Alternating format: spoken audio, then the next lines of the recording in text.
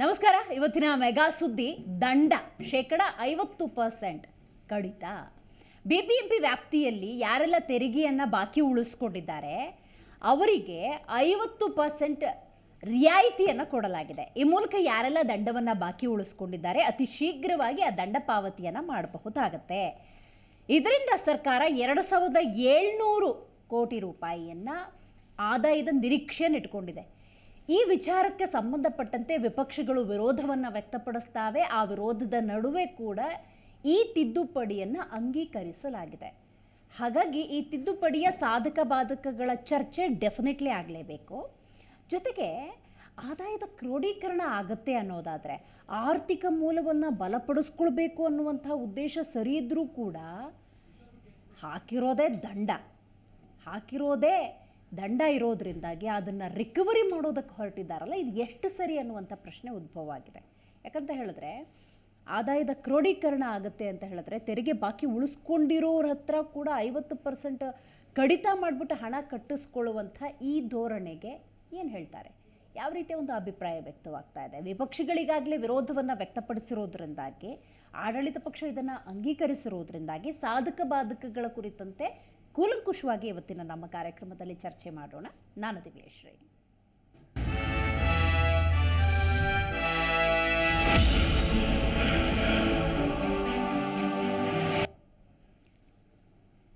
ಆಗಲೇ ಹೇಳಿದಂತೆ ತೆರಿಗೆ ಬಾಕಿ ಯಾರೆಲ್ಲ ಉಳಿಸ್ಕೊಂಡಿದ್ದಾರೆ ಅವರಿಗೆ 50% ರಿಯಾಯಿತಿ. ಸೊ ಯಾರೆಲ್ಲ ಬಾಕಿ ಉಳಿಸ್ಕೊಂಡಿದ್ದೀರಿ ಅವರು ತೆರಿಗೆ ಬಾಕಿಯನ್ನು ಆದಷ್ಟು ಬೇಗ ಕಟ್ಟಬೇಕು. ಜೊತೆಗೆ 2700 ಕೋಟಿ ಆದಾಯದ ನಿರೀಕ್ಷೆಯನ್ನು ಸರ್ಕಾರ ಇಟ್ಕೊಂಡಿದೆ. 5.51 ಲಕ್ಷ ಈ ವಿಧೇಯಕದಿಂದ ಫಲಾನುಭವಿಗಳಾಗ್ಬಿಡ್ತಾರೆ. ಅಂದರೆ ಅಷ್ಟು ಜನಕ್ಕೆ ಒಂದು ರೀತಿ ರಿಲೀಫ್. ನೀವು ಹೆಚ್ಚು ಕಮ್ಮಿ 50 ಲಕ್ಷ ಏನಾದರೂ ಬಾಕಿ ಉಳಿಸ್ಕೊಂಡಿದ್ದಾರೆ ತೆರಿಗೆ ಪಾವತಿಯನ್ನು 25 ಲಕ್ಷ ಕಟ್ಟಬೇಕಾಗತ್ತೆ. ಸೊ ಆದಷ್ಟು ಬೇಗ ಆರ್ಥಿಕ ಆದಾಯ ಕ್ರೋಢೀಕರಣಕ್ಕೆ ಮುಂದಾಗಿರುವಂಥ ಸರ್ಕಾರ ಈ ವಿಧೇಯಕದ ಮಂಡನೆ ಮಾಡಿ ಅಂಗೀಕಾರ ಕೂಡ ಮಾಡಿರೋದ್ರಿಂದಾಗಿ ಏನು ಸಾಧಕ ಬಾಧಕಗಳು ಅಂತ ನೋಡಬೇಕಾಗುತ್ತೆ. ಆಸ್ತಿ ತೆರಿಗೆ ಬಾಕಿ ಮೇಲಿನ ದಂಡ 50% ಕಡಿತ. ವಿಪಕ್ಷಗಳ ಧರಣಿ ನಡುವೆಯೇ ಬಿಬಿಎಂಪಿ ವಿಧೇಯಕವನ್ನು ಅಂಗೀಕಾರ ಮಾಡಲಾಗಿದೆ. ಬಾಕಿ ಉಳಿಸ್ಕೊಂಡಿರುವ ಆಸ್ತಿ ಮಾಲೀಕರು ಸದ್ಯಕ್ಕೆ ಖುಷಿಯಾಗಿದ್ದಾರೆ. ಯಾಕಂತ ಹೇಳಿದ್ರೆ ರೂಲ್ಸ್ ಯಾವಾಗ ಬೇಕಾದರೂ ಚೇಂಜ್ ಆಗ್ಬೋದು. ರೈಟ್ ನಾವು ಯಾರೆಲ್ಲ ತೆರಿಗೆ ಬಾಕಿಯನ್ನು ಉಳಿಸ್ಕೊಂಡಿದ್ದಾರೆ ಅವರಿಗಂತೂ ಇದು ಶುಭ ಸುದ್ದಿ. ಬಿಬಿಎಂಪಿ ಬೊಕ್ಕಸಕ್ಕೆ ಹಾಗಾದರೆ ಎಷ್ಟು ಸಿಗುತ್ತೆ ಅಂತ ಹೇಳಿದ್ರೆ ಆಗಲೇ ನಾನು ಹೇಳಿದಾಗೆ 2700 ಕೋಟಿ ಅನುಕೂಲ ಅನ್ನುವಂಥ ನಿರೀಕ್ಷೆ. ಅಂದಾಜು ಎಷ್ಟು ಜನ ಇದರ ಫಲಾನುಭವಿಗಳು ಅಂತ ನೋಡೋದಾದರೆ, ಫಲಾನುಭವಿಗಳು ಅನ್ನೋದಕ್ಕಿಂತ ತೆರಿಗೆ ಎಷ್ಟು ಜನ ಬಾಕಿ ಉಳಿಸ್ಕೊಂಡಿದ್ದಾರೆ ಅಂತ ನಾವು ನೋಡೋದಾದರೆ 5.51 ಲಕ್ಷ ಜನ. ಅಂದರೆ ಇಷ್ಟು ಜನ ಬಾಕಿನೇ ಕಟ್ಟಿಲ್ಲ, ತೆರಿಗೆನೇ ಕಟ್ಟಿಲ್ಲ. ನೋಡಿ, ಇದಕ್ಕೆ ಸಂಬಂಧಪಟ್ಟಂತೆ ಬಿಬಿಎಂಪಿ ಆಯುಕ್ತರಾಗಿರುವಂಥ ತುಷಾರ್ ಗಿರಿನಾಥ್ ಏನು ಹೇಳಿದ್ದಾರೆ ಬನ್ನಿ ನೋಡೋಣ. ನಿನ್ನೆ ನಮ್ಮ ವಿಧಾನಸಭೆಯಲ್ಲಿ 2 ವಿಧೇಯಕಗಳನ್ನು ಪಾರಿತವಾಗಿರುತ್ತವೆ. ಅದು ವಿಧಾನಸಭೆಯಲ್ಲಿ ಆಗಿ ಈಗ ವಿಧಾನ ಪರಿಷತ್ನಲ್ಲಿ ಚರ್ಚೆಗೆ ಹೋಗಿದೆ. ಅದು ತಮಗೆ ಗೊತ್ತಿರುವ ವಿಚಾರ. ಅದು ಪ್ರೀಮಿಯಂ FAR ಮತ್ತು ನಮ್ಮ ಟ್ಯಾಕ್ಸ್ನಲ್ಲಿ ಪೆನಾಲ್ಟಿ, ಇಂಟ್ರೆಸ್ಟ್ ಇತ್ಯಾದಿಗೆ ಸಂಬಂಧಪಟ್ಟಂಥ ವಿಚಾರ ಅದು ನಡೀತಾ ಇದೆ. ಈಗ ನಮ್ಮ ಕರ್ನಾಟಕ ರಾಜ್ಯದಲ್ಲಿ BBMP ಬಿಟ್ಟು, ಯಾಕೆಂದರೆ BBMP ಕಾಯ್ದೆ ಬೇರೆ ಆಯಿತು, KMC ಕಾಯ್ದೆಯಲ್ಲಿ 2022ರಲ್ಲಿ 21ರಲ್ಲಿ ಬದಲಾವಣೆ ಆಯಿತು. ಎಲ್ಲ ನಮ್ಮ BBMP ಬಿಟ್ಟು ಉಳಿದು ಎಲ್ಲ ಕಡೆಗೆ guidance value based taxation system start ಆಯಿತು. ನಾವು ಮಾರ್ಗಸೂಚಿ ಬೆಲೆ ಈ ನಮ್ಮ ಕಂದಾಯ ಇಲಾಖೆಯವರು ಪ್ರಕಟಣೆ ಮಾಡಿದ್ದಾರೆ. ಇತ್ತೀಚೆಗಷ್ಟೇ ಸಿದ್ದರಾಮಯ್ಯನವರು ಬಜೆಟನ್ನು ಮಂಡಿಸಿದರು. ಅತ್ಯುತ್ತಮವಾದಂಥ ಯೋಜನೆಗಳನ್ನು ಘೋಷಿಸಿದ್ದಾರೆ. ಆದರೆ ಬಜೆಟ್ ಅಲೋಕೇಶನ್ ಆಗಿಲ್ಲ. ಯೋಜನೆಗಳು ಅತ್ಯದ್ಭುತ, ಆದರೆ ಅದಕ್ಕೆ ಆದಾಯದ ಮೂಲ ಅಂತ ಬೇಕಲ್ಲ, ಆರ್ಥಿಕ ಮೂಲ ಬೇಕಲ್ಲ. ಆರ್ಥಿಕ ಮೂಲ ಸರಿಯಾಗಿಲ್ಲ. ಹಾಗಾಗಿ ಗ್ಯಾರಂಟಿಗಳನ್ನು ಉಳಿಸ್ಕೊಂಡು ಬಜೆಟನ್ನು ಮಂಡಿಸಿರುವಂಥ ಮಾನ್ಯ ಸಿದ್ದರಾಮಯ್ಯನವರು ಸದ್ಯ ಆರ್ಥಿಕ ಮೂಲದ ಹುಡುಕಾಟದಲ್ಲಿದ್ದಾರೆ. ಅದರ ಒಂದು ಭಾಗವೇ ಈ BBMP ಆಸ್ತಿ ತೆರಿಗೆ. ಆ ತೆರಿಗೆಯನ್ನು ಬಾಕಿ ಉಳಿಸ್ಕೊಂಡಿರುವಂಥ ಜನಸಾಮಾನ್ಯರು ಅಂದಾಜು 5.51 ಲಕ್ಷ ಜನ ಉಳಿಸ್ಕೊಂಡಿರುವಂತಹ ಬಾಕಿ ಮೊತ್ತವನ್ನು ರಿಕವರಿ ಮಾಡಿದ್ರೆ 2700 ಕೋಟಿ ಆಗುತ್ತೆ. ಡೆಫಿನೆಟ್ಲಿ ಅದು ಕೂಡ ಇವರ ಬಜೆಟಿಗೆ ಹೆಲ್ಪ್ ಆಗುತ್ತೆ, ಮುಂದಿನ ಯೋಜನೆಗಳಿಗೆ ಸಪೋರ್ಟ್ ಆಗಬಹುದು ಅನ್ನುವಂತಹ ಕ್ಯಾಲ್ಕುಲೇಷನ್ ಅಥವಾ ಸಿದ್ದು ಲೆಕ್ಕಾಚಾರ ಇರ್ಬೋದು. ಸೊ ಈ ಕುರಿತಂತೆ ಮಾತಾಡಲಿಕ್ಕೆ ಇವತ್ತು ನಮ್ಮ ಕಾರ್ಯಕ್ರಮದಲ್ಲಿ ಮೊದಲನೇದಾಗಿ ತಾಯ್ನಾಡು ರಾಘವೇಂದ್ರ ಅವರಿದ್ದಾರೆ. ಕಾರ್ಯಕ್ರಮಕ್ಕೆ ಸ್ವಾಗತ ನಿಮಗೆ. ಇನ್ನು ಅಪಾರ್ಟ್ಮೆಂಟ್ ಅಸೋಸಿಯೇಷನಿಂದ ಪ್ರಸಾದ್ ಅವರು ಝೂಮ್ನಿಂದ ಕನೆಕ್ಟ್ ಆಗ್ತಾ ಇದ್ದಾರೆ. ಪ್ರಸಾದ್ ಅವರೇ ನಮಸ್ಕಾರ. ಮಾತಾಡ್ತೀನಿ, ಹಾಗೆ ಸಂಪರ್ಕದಲ್ಲಿರಿ ಪ್ರಸಾದ್ ಅವರೇ. ರೈಟ್ ರಾಘವೇಂದ್ರ ಅವರೇ, ನೀವು ತಿಳಿಸ್ಕೊಡ್ಬೇಕು. ಆದಾಯದ ಕ್ರೋಢೀಕರಣ ಮಾಡೋದಕ್ಕೆ ಆರ್ಥಿಕ ಮೂಲವನ್ನು ಸಿದ್ದರಾಮಯ್ಯನವ್ರು ಹುಡುಕ್ತಾ ಇದ್ದಾರೆ. ಅದರ ಒಂದು ಭಾಗ ಅಷ್ಟೇ ಅಂತ ಅನಿಸುತ್ತೆ BBMPಯ ಈ ಬಾಕಿ ತೆರಿಗೆ ಅನ್ನೋದು. ಏನನ್ಸುತ್ತೆ ನಿಮಗೆ? ಅಲ್ಲ, ಈಗ ನೋಡಿ ಹೆಂಗಾಗಿದೆ ಅಂದರೆ ಈ ಅಕ್ರಮ ಸಕ್ರಮ ಈ ಆಸ್ತಿ ತೆರಿಗೆ ಬಾಕಿ ಉಳಿಸ್ಕೊಂಡಿರೋರೆಲ್ಲ ಕಳ್ಳರು. ಅಂದರೆ ಅದರಲ್ಲಿ ಸುಮಾರು 90 ಭಾಗ ಕಳ್ಳರೆ. ಹೌದು. ಈಗ ಹೆಂಗಾಗಿದೆ ಸರ್ಕಾರದ ಕತೆ ಅಂದರೆ, ಈ ಥರ ಎಲ್ಲ ಮಾಡೋದಕ್ಕಿಂತ ಈ ಸರ್ಕಾರದಲ್ಲಿ ಒಂದಿಷ್ಟು ಜನ ಪುಡಾರಿಗಳನ್ನ ನೋಡಿಕೊಂಡು ಒಂದು ದರೋಡೆ ಗ್ಯಾಂಗ್ ಮಾಡಿಬಿಡ್ಬೇಕತ್ಲ. ಹೋಗ್ಲಿ, ಸರ್ಕಾರದಲ್ಲಿ ದುಡ್ಡಿಲ್ಲ ಅಂತ ಹೇಳಿ ಕಲೆಕ್ಷನ್ ಮಾಡೋದಕ್ಕೆ ರಿಕವರಿ ಗ್ಯಾಂಗು, ರಿಕವರಿ ದರೋಡೆ ಗ್ಯಾಂಗ್ಗೆ ಒಂದು ನಿಲ್ಲಿಸ್ಬಿಟ್ರೆ ಇವೆಲ್ಲ ಸುಮ್ಮನೆ ಯಾಕೆ ಸುಮ್ಮನೆ ಆಸ್ತಿ ತೆರಿಗೆಗಳು ಅದು ಇದು ಮಾಡೋದು ಯಾಕೆ? ಒಂದು ರಿಕವರಿ ಗ್ಯಾಂಗನ್ನ, ಒಂದು ದರೋಡೆ ಗ್ಯಾಂಗನ್ನೇ ಮಾಡಿಬಿಟ್ಟು ನೇಮನ ಮಾಡಿಬಿಡ್ಲತ್ಲಾಗೆ. ಈಗ ನೋಡಿ, ಏನು 50% ತೆರಿಗೆ ಕಡಿತ ಅಂತ ಅವಾಗ ಮಾಡಿದವಾಗ ಅವರು ರಾಜಾರೋಷವಾಗಿ ಇನ್ನೂ ಏನು ಇವತ್ತು ಬೆಂಗಳೂರು ಕೆಲವು ಗಲ್ಲಿಗಳಲ್ಲಿ ರಸ್ತೆ ಇಲ್ಲ, ಕೆಲವು ಗಲ್ಲಿಗಳಲ್ಲಿ ಓಡಾಡೋದಕ್ಕಾಗಲ್ಲ ಮಹಾನಗರ ಪಾಲಿಕೆ ವ್ಯಾಪ್ತಿಯಲ್ಲಿ. ಆಮೇಲೆ ನೋಡಿ, ಒಂದು 3 ಅಥವಾ 4 ಫ್ಲೋರಿಗೆ ಇವರು ಪರ್ಮಿಷನ್ಗಳು ತಗೊತಾರೆ, ಅದಾದಮೇಲೆ ಮತ್ತೆ 3 ಫ್ಲೋರ್ ತಗೊಂಡೋಗ್ತಾರೆ. ಈಗ ಹೆಂಗಾಗ್ಬಿಡುತ್ತೆ ಅಂದರೆ, ಈ ಬಿಡು ಸರ್ಕಾರ ಯಾವುದೋ ಒಂದು ಸರ್ಕಾರ ಬರುತ್ತೆ, ಯಾವತ್ತೋ ಒಂದಿನ ನಮಗೆ ಟ್ಯಾಕ್ಸನ್ನ ಕಡಿತ ಪಡಿಸ್ತಾರೆ, ನಾವು ಕಟ್ಟಿದ್ರಾಯ್ತು, ಏನು ಮಾಡೋಕ್ಕಾಗತ್ತೆ? ಕಾನೂನಿಗೆ ಭಯ ಇಲ್ದಂಗೆ ಆಗುತ್ತೆ ಇವತ್ತು. ನೋಡಿ, ಇದು ಯಾವ ರೀತಿ ಉದಾಹರಣೆ ತಗೊಳ್ಳೋದಾದ್ರೆ, ನಮ್ಮ ಪೊಲೀಸ್ ಇಲಾಖೆ ನೀವು ಸ್ವಲ್ಪ ದಿನದ ಹಿಂದೆ ಏನು ಅಪರಾಧ ಮಾಡಿದವರಿಗೆ ಮತ್ತು ಟ್ರಾಫಿಕ್ ರೂಲ್ಸ್ ಬ್ರೇಕ್ ಮಾಡಿದವರಿಗೆ ನಾವು 50% ಕಡಿತ ಮಾಡ್ತೇವೆ ಅಂದರು. ಸಾವಿರಾರು ಕೋಟಿ ಕಲೆಕ್ಷನ್ ಸರ್ಕಾರಕ್ಕಾಯ್ತು. ಅಂದ್ರೆ ನಾವು ಹೇಳೋದಿಲ್ಲಿ ನಮ್ಮ ಸಂವಿಧಾನ ಇರ್ಬೋದು, ಸನ್ಮಾನ್ಯ ಇವಾಗ ಅಂಬೇಡ್ಕರ್ ಸಾಹೇಬರು ಬರೆದಿರೋಂಥ ಸಂವಿಧಾನನ ನಾವಿವತ್ತು ಎಲ್ಲಿ ನಾವು ಒಂದು ಕಡೆ ಹೇಳ್ತಾರೆ ಫಾಲೋ ಅಪ್ ಮಾಡ್ಬೇಕು ಅದನ್ನ ಅಂತ, ಒಂದು ಕಡೆಗೆ ಈ ರೀತಿ ಅಪರಾಧ ಮಾಡಿದವರಿಗೆ ಟ್ಯಾಕ್ಸು ಮತ್ತೆ ಬಾಕಿ ತೆರಿಗೆ ಇಟ್ಕೊಂಡವ್ರಿಗೆ ಅನುಕೂಲ ಮಾಡ್ತಾ ಒಂದು ವಿಧಾನಸೌಧವನ್ನು ಬಳಸ್ಕೊತ ಇದ್ದಾವೆ ನಾವು. ಅಂದರೆ ನಾವು ಎತ್ತ ಸಾಕ್ತಾ ಇದ್ದೇವೆ. ಇವತ್ತು ನೋಡಿ, ಅಪರಾಧ ಒಬ್ಬ ಟ್ರಾಫಿಕಲ್ಲಿ ರೂಲ್ಸ್ ಬ್ರೇಕ್ ಮಾಡಿದವನು, ಸೀಟ್ ಬೆಲ್ಟ್ ಹಾಕ್ತಾ ಇರೋದು, ಯಾವುದೋ ಅಪಘಾತ ಮಾಡಿದವನಿಗೆ ಇವತ್ತು ನಾವು ಕಡಿತ ಮಾಡಿ ದಂಡ ವಸೂಲಿ ಮಾಡ್ಕೊಂತೀವಿ ಅಂದಾಗ ದುಡ್ಡಿರೋರು ಏನು ಮಾಡ್ತಾರೆ? ಭಯ ಭೀತಿ ಇಲ್ಲದೆ ಇವತ್ತು ಗಾಡಿಗಳನ್ನು ಓಡಿಸ್ತಾರೆ. ಇದೇ ರೀತಿ ಬಿಲ್ಡರ್ಗಳಿರ್ಬೋದು, ಎಲ್ಲಿಂದಲೂ ಆಂಧ್ರ ಬಿಲ್ಡರ್ಗಳು ಬಂದಿದ್ದಾರೆ, ತಮಿಳುನಾಡಿಂದ ಬಂದಿದ್ದಾರೆ, ಬೇರೆ ಬೇರೆ ರೀತಿಯ ಬಂದಿರೋರು ಇವತ್ತು ಸಂಪನ್ಮೂಲ ಬರುತ್ತೆ ಸರ್ಕಾರಕ್ಕೆ, 2 ಮಾತಿಲ್ಲ. ಸಂಪನ್ಮೂಲ ಒಂದು ಸಿಕ್ಕರೆ ಸಾಕ? ಸರ್ಕಾರದ ಬದ್ಧತೆ ಇಲ್ವಾ? ಸರ್ಕಾರಕ್ಕೆ ಆದಂತ ಒಂದು ಬದ್ಧತೆ ಬೇಕಲ್ವಾ? ಹೇಳೋದಲ್ಲಿ ಇವತ್ತು ದುಡ್ಡು ಬರುತ್ತೆ ಅಂತ ಹೇಳ್ಬಿಟ್ಟು ನೀವು ಯಾವ ರೀತಿ ಬೇಕಾದ್ರೂ ನೀವು ತೆರಿಗೆನ ಕಮ್ಮಿ ಮಾಡ್ಬೋದು, ಜಾಸ್ತಿ ಮಾಡ್ಬೋದು. ಅಂದರೆ ಇವರ ಗುರಿ ಏನಪ್ಪ ಅಂದರೆ, ಇವತ್ತು ಏನು ಈ ಭಾಗ್ಯಗಳನ್ನ ಕೊಡೋದಕ್ಕೆ ಇವರಲ್ಲಿ ದುಡ್ಡಿಲ್ಲ. ಸಾಲ ಆಲ್ರೆಡಿ ಈಗ ಮೊನ್ನೆ ಹೇಳ್ದಂಗೆ 28,000 ರೂಪಾಯಿ ಪರ್ ಒಬ್ಬ ಮನುಷ್ಯನ ಮೇಲೆ ಆಗಿದೆ ಅಂತ ಹೇಳ್ತಾ ಇದೆ ಸಮೀಕ್ಷೆ. ಇಲ್ಲ ಇನ್ನೂ ಜಾಸ್ತಿ. ಅಲ್ಲ, ಇನ್ನು ಓವರಾಲ್ ನಾವು ನೋಡೋದಾದ್ರೆ 80,000 to 90,000 ರೂಪಾಯಿ ಪರ್ ಹೆಡ್. ನೋಡಿ, 90 ಪಾಪ ನಮ್ಮ ಹಳ್ಳಿಯಲ್ಲಿ ಕೆಲವ್ರು ಹೇಳ್ತಾರೆ, ನಮ್ಮ ತಾಯಂದಿರು ಯಾರಾದ್ರು, ನಾನು 1 ರೂಪಾಯಿ ಸಾಲ ಮಾಡಿಲ್ಲಪ್ಪ, ನಾನು ಜೀವಂತ ಅವಧಿವರೆಗೂ ಒಂದ. ಆದ್ರೆ ಇವ್ರಿಗೆ ಗೊತ್ತಿಲ್ಲದೆ ಸರ್ಕಾರ ಇವತ್ತು 98,000 1 ಲಕ್ಷದವರೆಗೆ ಸಾಲ ಮಾಡಿಟ್ಟಿದೆ. ಆಯ್ತಲ್ವಾ? ಅವ್ರು ಸಾಲ ಮಾಡಿಲ್ಲ ಅಂದ್ರೂ ಸಾಲಗಾರನಾಗಿ ಕನ್ನಡ ಜನತೆನ ಮಾಡಿಟ್ಟಿದೆ. ನಾವ್ ಹೇಳೋದು ಇಷ್ಟೇನೆ, ಇವತ್ತು ನೋಡಿ ಯಾವುದೇ ಅಭಿವೃದ್ಧಿ ಕೆಲಸ ಮಹಾನಗರ ಪಾಲಿಕೆ ಮಾಡ್ತಾ ಇಲ್ಲ. ಮಾಡಿರುವುದು ಈ ರೀತಿ ಕಳ್ಳರಿಗೆ ಒಂದು ನೀವು ರಹದಾರಿ ಮಾಡ್ಕೊಡ್ತೀರಾ ಅಂದ್ರೆ, ಆಮೇಲೆ ನೋಡಿ ಇದರಲ್ಲಿ ಅನುಕೂಲವಾಗ್ತಾ ಇರೋದು ಕೆಲ ರಾಜಕಾರಣಿಗಳಿಗೆ, ಕೆಲ ರಾಜಕಾರಣಿಗಳ ಪುಡಾರಿಗಳಿಗೆ. ಅವರ ಏನಾಗಿದೆ ನೋಡಿ, ಯಾವುದೇ ಒಬ್ಬ ರಾಜಕಾರಣಿ ತಗೊಳ್ಳಿ, ಅವರದೊಂದು ಖಾಸಗಿ ಶಾಲೆ ಇರುತ್ತೆ, ಅಥವಾ ಖಾಸಗಿ ಬಿಲ್ಡರ್ ಸಂಸ್ಥೆ ಇರುತ್ತೆ. ಈ ರೀತಿಯ ಸಂಸ್ಥೆಗಳು ಇಲ್ಲ, ರಾಜಕಾರಣಿಗಳಿರ್ತವೆ, ಅವರ ಪುಡಾರಿಗಳ ಜೊತೆಗಿರ್ತವೆ. ಅವರೆಲ್ಲ ಅಕ್ರಮ ಸಕ್ರಮ ಕಟ್ಟೋದು ಮತ್ತೆ ಈ ತರ ತೆರಿಗೆ ಬ್ಯಾಲೆನ್ಸ್ ಉಳಿಸ್ಕೊಳ್ಳೋರು ಯಾರಪ್ಪ ಅಂದ್ರೆ, ಮಾಮೂಲಿ ಬಡವರು ಯಾರು ಉಳಿಸ್ಕೊಳ್ಳಲ್ಲ. ಯಾರೋ 20-30 ಮನೆ ಕಟ್ಟೋನು ಉಳಿಸ್ಕೊಳ್ಳಲ್ಲ, 30-40 ಮನೆ ಕಟ್ಸ್ಕೊಂಡು ಉಳ್ಕೊಳ್ಳಲ್ಲ.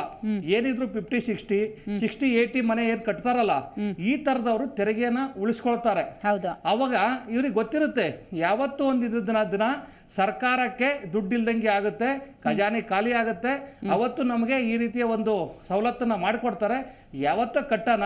ಈಗ ನಮ್ಮ ನ್ಯಾಯಾಲಯಗಳಲ್ಲಿ ಇವ್ರಿಗೆ ಏನಾದ್ರು ಬೇಕಾದಂಗೆ ಯಾರೋ ಒಬ್ಬರು ಅಧಿಕಾರಿ, ಒಬ್ಬ ನಿಷ್ಠಾವಂತ ಅಧಿಕಾರಿ ಬಂದು ಈ ತೆರಿಗೆ ಕಟ್ಟಲೇಬೇಕು, ನಿನಗಾಗ ಮಾಡಲ್ಲ ಈಗ ಮಾಡಲ್ಲ ಅಂದಾಗ ಇವರಿಗೆ ಗೊತ್ತಿದೆ, ಯಾರೋ ಒಬ್ಬ ಲಾಯರ್ನ ಇಟ್ಕೊಂತಾರೆ, ಅಲ್ಲೋಗಿ ಒಂದು ಅರ್ಜಿ ಹಾಕ್ತಾರೆ, ಅಲ್ಲಿ ಸ್ವಲ್ಪ ದಿನ ಸಮಯ ತಗೊಂತಾರೆ. ಇವತ್ತು ಈ ರೀತಿ ಆಗಿರೋದ್ರಿಂದ ಈ ಸರ್ಕಾರಕ್ಕೆ ನಾವು ಏನ್ ಹೇಳ್ಬೇಕೋ ಗೊತ್ತಿಲ್ಲ.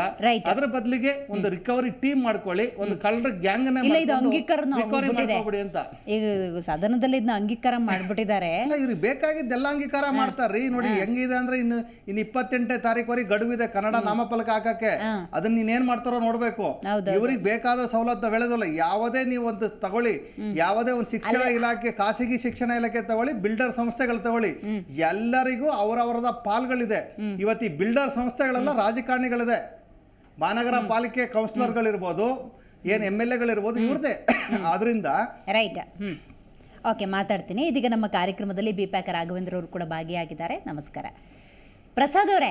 ಈಗಾಗಲೇ ವಿಷಯ ನಿಮಗೆ ಗೊತ್ತಾಗಿದೆ. ತೆರಿಗೆ ಅಂತೇನಿದೆ ಅದರಲ್ಲಿ 50% ರಿಯಾಯಿತಿ. ಸೊ ಉಳಿದಿರೋ 50%ನ ಆದಷ್ಟು ಬೇಗ ಕಟ್ಟಿಬಿಟ್ರೆ ಬಹಳ ಉತ್ತಮ ಅಂತ. ಈ ಒಂದು ತಿದ್ದುಪಡಿ ಕುರಿತಂತೆ ನಿಮ್ಮ ಅಭಿಪ್ರಾಯ ಏನು? ಏನು ಹೇಳೋದಕ್ಕೆ ಬಯಸ್ತೀರಿ?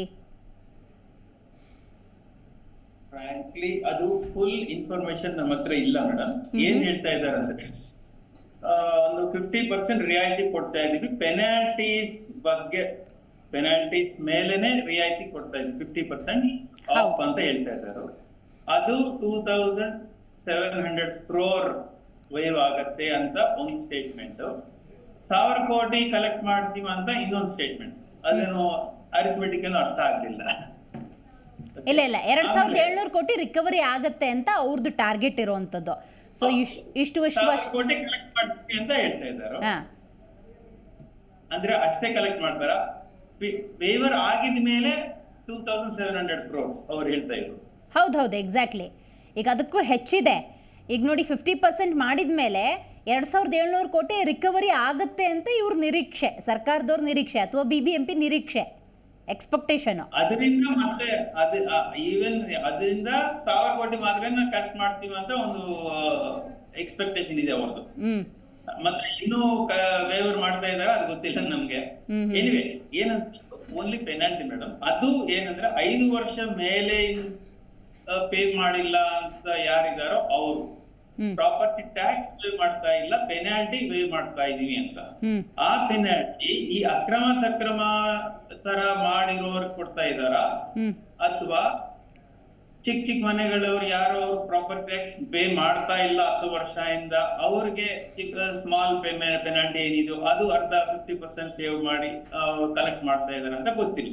ರೈಟ್, ಅದು ಕ್ಲಾರಿಟಿ ಕೊಟ್ಬಿಡ್ತೀನಿ ಸರ್. ಒಂದ್ 2 ನಿಮಿಷ ನೀವು ಕಾರ್ಯಕ್ರಮ ನೋಡ್ತಾ ಇದ್ರೆ ಗೊತ್ತಾಗ್ಬಿಡುತ್ತೆ. ನೋಡಿ, ವಸತಿ ಮತ್ತು ಮಿಶ್ರ ಆಸ್ತಿದಾರರು ಅಂತ ಏನಿರ್ತಾರೆ ಅವ್ರು ಎಷ್ಟೋ ವರ್ಷಗಳಿಂದ ಬಾಕಿ ಉಳಿಸ್ಕೊಂಡ್ಬಿಟ್ಟಿರ್ತಾರೆ. ಸೊ ಅದು ರಿಕವರ್ ಆಗಬೇಕು. ಪೆಂಡಿಂಗ್ ಆಗಿ ಉಳ್ಕೋಬಾರ್ದು, ರಿಕವರಿ ಅಂತ ಆಗ್ಬೇಕು. ಅವ್ರಿಗೂ ಕ್ಲೀನ್ ಚಿಟ್ ಸಿಗಬೇಕು, ತಾವು ರಿಕವರಿ ಮಾಡಿದ್ರು ಅಂತ ಅನ್ಸ್ಬೇಕು. ಸೊ ಹಾಗಾಗಿ ಏನ್ ಮಾಡ್ತಾರೆ, ಅವ್ರು ಎಷ್ಟೇ ವರ್ಷದಿಂದ ಬಾಕಿ ಉಳಿಸ್ಕೊಂಡಿದ್ರು ಲಾಸ್ಟ್ 5 years ಅಂತ ತಗೋತಾರೆ, ಕ್ಯಾಲ್ಕುಲೇಟ್ ಮಾಡ್ತಾರೆ, ಅದನ್ನ ರಿಕವರಿ ಮಾಡ್ತಾರೆ. ಈ ಥರದ್ದು ಒಂದಷ್ಟು ಸ್ಟ್ರಾಟಜಿಗಳನ್ನು ಪ್ಲೇ ಮಾಡಿಕೊಂಡು ರಿಕವರಿ ಮಾಡೋಣ ಅನ್ನುವಂಥ ಉದ್ದೇಶ. ಯಾಕಂದರೆ ಆದಾಯ ಕ್ರೋಢೀಕರಣ ಆಗಬೇಕು ಅಂತ ಹೇಳಿ. ಅದ್ರ ಬಗ್ಗೆ ಇನ್ ಡೀಟೇಲ್ ಆಗಿ ನಿಮ್ಮ ಹತ್ರ ನಾನು ಮಾತಾಡ್ತೀನಿ. ನೋಡ್ತಾ ಇದ್ರಲ್ಲ ಇವತ್ತಿನ ಕಾರ್ಯಕ್ರಮದಲ್ಲಿ ಸರ್ಕಾರದ ಒಂದು ಪ್ಲ್ಯಾನ್. ಸೊ ಇರುವಂತಹ ಬಾಕಿ ತೆರಿಗೆ ಏನಿದೆ ಅದನ್ನು ವಾಪಸ್ ತೆಗೆದುಕೊಳ್ಳುವಂತಹ ಒಂದು ಪ್ರಯತ್ನ, ಅದನ್ನು ಚರ್ಚೆ ಮಾಡಲಾಗುತ್ತೆ. ವಿಪಕ್ಷಗಳು ಅದನ್ನು ವಿರೋಧ ಮಾಡ್ತವೆ, ಆಡಳಿತ ಪಕ್ಷ ಅದನ್ನು ಅಂಗೀಕಾರ ಕೂಡ ಮಾಡಿದೆ. ಬಟ್ ಸಾಧಕ ಮತ್ತು ಬಾಧಕ ಅನ್ನೋದು ಬಹಳ ಮುಖ್ಯ. ಯಾಕಂತ ಹೇಳಿದ್ರೆ 100-200 ರೂಪಾಯಲ್ಲಿ ನಡೀತಾ ಇರೋದಲ್ಲ, ಕೋಟ್ಯಾಂತರ ರೂಪಾಯಿ ಹಣ ಇದು. ಇದನ್ನು ರಿಕವರಿ ಮಾಡೋದಕ್ಕೆ ಬೇರೆ ಮಾರ್ಗವೇ ಇರಲಿಲ್ವ? ಈ ಮಾರ್ಗದಿಂದ ಏನು ಲಾಭ, ಏನು ನಷ್ಟ, ಇದ್ರ ಬಗ್ಗೆ ಕೂಲಂಕುಷವಾಗಿ ಚರ್ಚೆ ಮಾಡೋಣ. BBMP ವ್ಯಾಪ್ತಿಯಲ್ಲಿ ಯಾರೆಲ್ಲ ಆಸ್ತಿಯನ್ನು ಮಾಡಿರ್ತೀರಿ ಅವ್ರದ್ದೊಂದಷ್ಟು ಪ್ರಾಪರ್ಟಿ ಅಂತಿರುತ್ತೆ. ಆ ಪ್ರಾಪರ್ಟಿಗೆ ಇಂದಿಷ್ಟು ಅಂತ ಹೇಳಿ ಕಂದಾಯ ಅಥವಾ ಶುಲ್ಕವನ್ನು ಕಟ್ಟೋದು ಅಂತಿರುತ್ತೆ. ಅದನ್ನು ನೀವು ಕಳೆದ ಹಲವಾರು ವರ್ಷಗಳಿಂದ ಕಟ್ಕೊಂಡು ಬಂದಿಲ್ಲ ಅನ್ನೋದಾದರೆ ಅದು ನಿಮಗೆ ಬಹುದೊಡ್ಡ ಮೊತ್ತವಾಗಿ ತೆರಿಗೆ ಅಥವಾ ಏನದು ದಂಡ ಅನ್ನೋದು ಜಾಸ್ತಿ ಮೊತ್ತದಲ್ಲಿದ್ದರೆ ಅದರಲ್ಲಿ 50% ಕಡಿತ ಮಾಡಿ ಆ ಕಡಿತದ ಹಣವನ್ನು ಕಟ್ಟೋದಕ್ಕೆ ಇದು ಸದಾವಕಾಶ. ಡೆಫಿನೆಟ್ಲಿ ಯಾರು ತೆರಿಗೆ ಕಟ್ಟೋದಕ್ಕೆ ಬಾಕಿ ಉಳಿಸ್ಕೊಂಡಿದ್ರಿ ಅವರಿಗಿದು ಶುಭ ಸುದ್ದಿಯೇ. ಬಟ್ ಸಾಧಕ ಬಾಧಕ ನೋಡಬೇಕಾಗುತ್ತೆ. ನೋಡೋಣ ರಾಘವೇಂದ್ರ ಅವರು ಇದಕ್ಕೆ ಏನು ಹೇಳ್ತಾರೆ ಅಂತ ಹೇಳಿ. ಇವಾಗ ಸರ್ಕಾರ ಯಾವುದೇ ಯೋಜನೆ ಜಾರಿಗೆ ತಂದರೂ ಕೂಡ, ಯಾವುದೇ ತಿದ್ದುಪಡಿ ತಂದರೂ ಕೂಡ ಏನು ಪ್ಲಸ್ಸು ಏನು ಮೈನಸ್ಸು ಅಂತ ಇಂಡಿವಿಜುವಲ್ ಆಗಿ ಯೋಚನೆ ಮಾಡಬೇಕಾಗಿರುವಂಥ ಪರಿಸ್ಥಿತಿಗೆ ತಂದುಬಿಟ್ಟಿದ್ದಾರೆ. ಸೊ ಏನು ಹೇಳ್ತೀರಿ? ಅಲ್ಲ, ಈ ರೀತಿಯ ಕ್ವಾಲಿಟಿ ಡಿಸ್ಕಷನ್ ಆಗಲೇಬೇಕು ಮೇಡಮ್ ಪ್ರತಿಯೊಂದು ಇದಕ್ಕೂ. ಸೊ ನಿನ್ನೆ ವಿಧಾನಸೌಧದಲ್ಲಿ ಅಂಗೀಕಾರ ಆಗಿರೋದು BBMP ತಿದ್ದುಪಡಿ ಮಸೂದೆ 2024. ಅದರಲ್ಲಿ ಏನು ಇದರಲ್ಲಿ ಇದೊಂದು ಭಾಗ ಮಾತ್ರ, ಅಂದ್ರೆ ದಂಡದಲ್ಲಿ 50% ಕಡಿತ ಮಾಡ್ತೀವಿ ಅಂತ. ಬಹಳಷ್ಟು ಇದೆ, ಬಹಳಷ್ಟು ರೆವಿನ್ಯೂ ಮೂಲಗಳು ಇವಾಗ ಹೋರ್ಡಿಂಗ್ಸ್ಗಳನ್ನ ತರಬೇಕು ಅಂತ ಇದೆ. ಇವಾಗ ದಂಡದ ಬಗ್ಗೆ ಮಾತಾಡೋಣ. 161ನೇ ಪ್ರಕರಣ ತಿದ್ದುಪಡಿ, 162ನೇ ಪ್ರಕರಣ ತಿದ್ದುಪಡಿಯಲ್ಲಿ ಏನು ಸ್ಪಷ್ಟವಾಗಿ ಹೇಳಿದ್ದಾರೆ ಅಂದರೆ, ಯಾರ್ಯಾರು ಉಳಿಸ್ಕೊಂಡಿದ್ದಾರೆ ಅವರು ದಂಡದಲ್ಲಿ 50%, ಅವ್ರ ಪ್ರಾಪರ್ಟಿ ಟ್ಯಾಕ್ಸ್ ಅಲ್ಲ, ಅವ್ರ ಪ್ರಾಪರ್ಟಿ ಟ್ಯಾಕ್ಸು 10 ಕೋಟಿ ಕಟ್ಟಬೇಕಾಗಿದ್ರೆ ಅದಕ್ಕೆ ದಂಡ ಅನ್ನೋದು 2 ಕೋಟಿ ಆಗಿತ್ತು ಅಂತ ಹೇಳಿದ್ರೆ ಅವರು 10 ಕೋಟಿ ಪ್ಲಸ್ ದಂಡ 1 ಕೋಟಿ ಕಟ್ಟಬೇಕು. This is like encouraging. ಇವಾಗ ಭಾಳಷ್ಟು ಜನ ನಂದು ಬೈಕು, ನಿಮ್ಮ ಬೈಕು, ಬೇರೆಯವ್ರ ಕಾರ್ಗಳೆಲ್ಲ ನೋಡ್ಕೊಳ್ಳೋಣ, ಪ್ರಕರಣಗಳನ್ನ ಹಂಗೆ ಉಳಿಸ್ಕೊಂಡಿದ್ರು. ಯಾವಾಗ 50% ಅಂತ ಮಾಡಿದಾಗ ಇದು ಪೊಲೀಸ್ ಡಿಪಾರ್ಟ್ಮೆಂಟ್ಗೆ ಒಂದು ರೆವಿನ್ಯೂ ಸೋರ್ಸ್ ಅನ್ನೋದಾಯಿತು. ಅದು ಎಷ್ಟು ಕೋಟಿನೋ, ಎಷ್ಟು 10 ಕೋಟಿ ಬಂತು, 12 ಕೋಟಿ ಬಂತು ಅಂತ ಹೇಳಿದಲ್ಲ. ಇದೇ ರೀತಿ ಪ್ರಾಪರ್ಟಿ ಟ್ಯಾಕ್ಸಲ್ಲಿ ದಂಡ, ಪ್ರಾಪರ್ಟಿ ಟ್ಯಾಕ್ಸ್ ಕಮ್ಮಿ ಆಗ್ತಾ ಇಲ್ಲ. ಪ್ರಾಪರ್ಟಿ ಟ್ಯಾಕ್ಸ್ ಅವ್ನು ಎಷ್ಟು ಕಟ್ಟಬೇಕಾಗಿದ್ದು, ನನ್ನ ಮನೆಗೆ ಸರಿಸುಮಾರು ನಾನೊಂದು 6,000 ಕಟ್ತೀನಿ ಅಂತ ಹೇಳಿದ್ರೆ, 3 ವರ್ಷದಿಂದ ಕಟ್ಟಿಲ್ಲ ಅಂತ ಹೇಳಿದ್ರೆ 6,000ಕ್ಕೆ 2,000 ರೂಪಾಯಿ ಪೆನಾಲ್ಟಿ ಬಿದ್ದಿರುತ್ತೆ. ಯಾಕಂದ್ರೆ ಪೆನಾಲ್ಟಿ ಮೊತ್ತ ಜಾಸ್ತಿ ಇದು. ನೀವು ಪ್ರಾಪರ್ಟಿ ಟ್ಯಾಕ್ಸ್ ಕಟ್ಟೋರು ಬಹಳಷ್ಟು ಜನ ನೋಡಿರ್ಬೇಕಾಗುತ್ತೆ. 1 ವರ್ಷ ಕಟ್ಟಿಲ್ಲ ಅಂತ ಹೇಳಿದ್ರೆ ಇನ್ನೊಂದು ವರ್ಷಕ್ಕೆ ಪೆನಾಲ್ಟಿ ಮೊತ್ತ ಜಾಸ್ತಿ ಇರುತ್ತೆ. ಆ ರೀತಿಯಾಗಿರುವಂಥ ರೂಲ್ಸ್ 2020 BBMP ಆಕ್ಟಲ್ಲಿ. ಅದೇ ತಿದ್ದುಪಡಿ ಮಾಡಿ 2024 BBMP ಆಕ್ಟಲ್ಲಿ ಅಂತ ಹೇಳಿದ್ದಾರೆ ಅಂದರೆ, ನೀವು 50%ನ ನಾವು ದಂಡದ ಮೊತ್ತದಲ್ಲಿ ನಾವು 50%ನ ಕೊಡ್ತೀವಿ, ಅವಾಗ ಕಟ್ಟಿ ಅಂತ ನೋಡೋಣ. ರೆವಿನ್ಯೂ ಮೂಲಗಳನ್ನ ನೋಡ್ಬೇಕಾಗತ್ತೆ ಮೇಡಮ್. ನಾವು ಸುಮ್ಮನೆ ಮಾತಾಡ್ಬೋದು, ಸರ್ಕಾರನ ಏನು ಬೈಬೋದು, ಅವ್ರಿಗೆ ಬೈಬೋದು, ಇವ್ರಿಗೆ ಬೈಬೋದು, ಅವ್ರ ಅಪ್ಪನ ಮನೆ ದುಡ್ಡು ಅಂತಲ್ಲ. ಬಟ್ ನಾವು ಸ್ಪಷ್ಟವಾಗಿ ಅಂಕಿ ಅಂಶಗಳ ಮೂಲಕ ನೋಡ್ಬೇಕಾಗತ್ತೆ. 2023-24 ಬಜೆಟ್ ಜಯರಾಮ್ ರಾಯ್ಪುರ ಸಾಹೇಬರು ಏನು ಬಜೆಟ್ನ ಮಂಡನೆ ಮಾಡಿದ್ರು. ಆ ಬಜೆಟಲ್ಲಿ ಟ್ಯಾಕ್ಸ್ ಮತ್ತು ಸೆಸ್ ಅಂತ ಹೇಳ್ಬಿಟ್ಟು ನಮಗೆ ಕಲೆಕ್ಟ್ ಆಗ್ತಾ ಇರೋದು 4,700 ಕೋಟಿ ನಮಗೆ ಟ್ಯಾಕ್ಸ್ ಮೂಲಕ. ಇದೇ ಟ್ಯಾಕ್ಸ್ ಹೇಳ್ತಾ ಇದಾರಲ್ಲ, ಪ್ರಾಪರ್ಟಿ ಟ್ಯಾಕ್ಸಲ್ಲಿ ಏನಾಗ್ತಾ ಇದೆ, ಪ್ರಾಪರ್ಟಿ ಟ್ಯಾಕ್ಸಲ್ಲಿ ದಂಡನ ನಾವು ವೇವ್ ಆಫ್ ಮಾಡ್ತೀವಿ ಅಂತ ಹೇಳಲ್ಲ, ಅದು ಪೂರ್ತಿ ಪ್ರಾಪರ್ಟಿ ಟ್ಯಾಕ್ಸಿಂದ ನಮಗೆ ಬರ್ತಾ ಇರೋ ಮೊತ್ತ 4,783 ಕೋಟಿ. ಓಕೆನಾ? ಅದಾದಮೇಲೆ ನಾನ್ ಟ್ಯಾಕ್ಸ್ ರಿಸಿಪ್ಟ್ಸ್ ಅಂತ ಹೇಳ್ತಾರೆ, ಅಂದರೆ ಫೈನು, ಇನ್ನೊಂದು ಮತ್ತೊಂದು, ಅದರಿಂದ 1,300 ಕೋಟಿ ಬರ್ತಾ ಇದೆ. ಎಕ್ಸ್ಟ್ರಾರ್ಡಿನರಿ ರಿಸಿಪ್ಟ್ಸ್ ಅಂತ ಹೇಳ್ಬಿಟ್ಟು ಅದರಿಂದ 1,000 ಕೋಟಿ ಬರ್ತಾ ಇದೆ.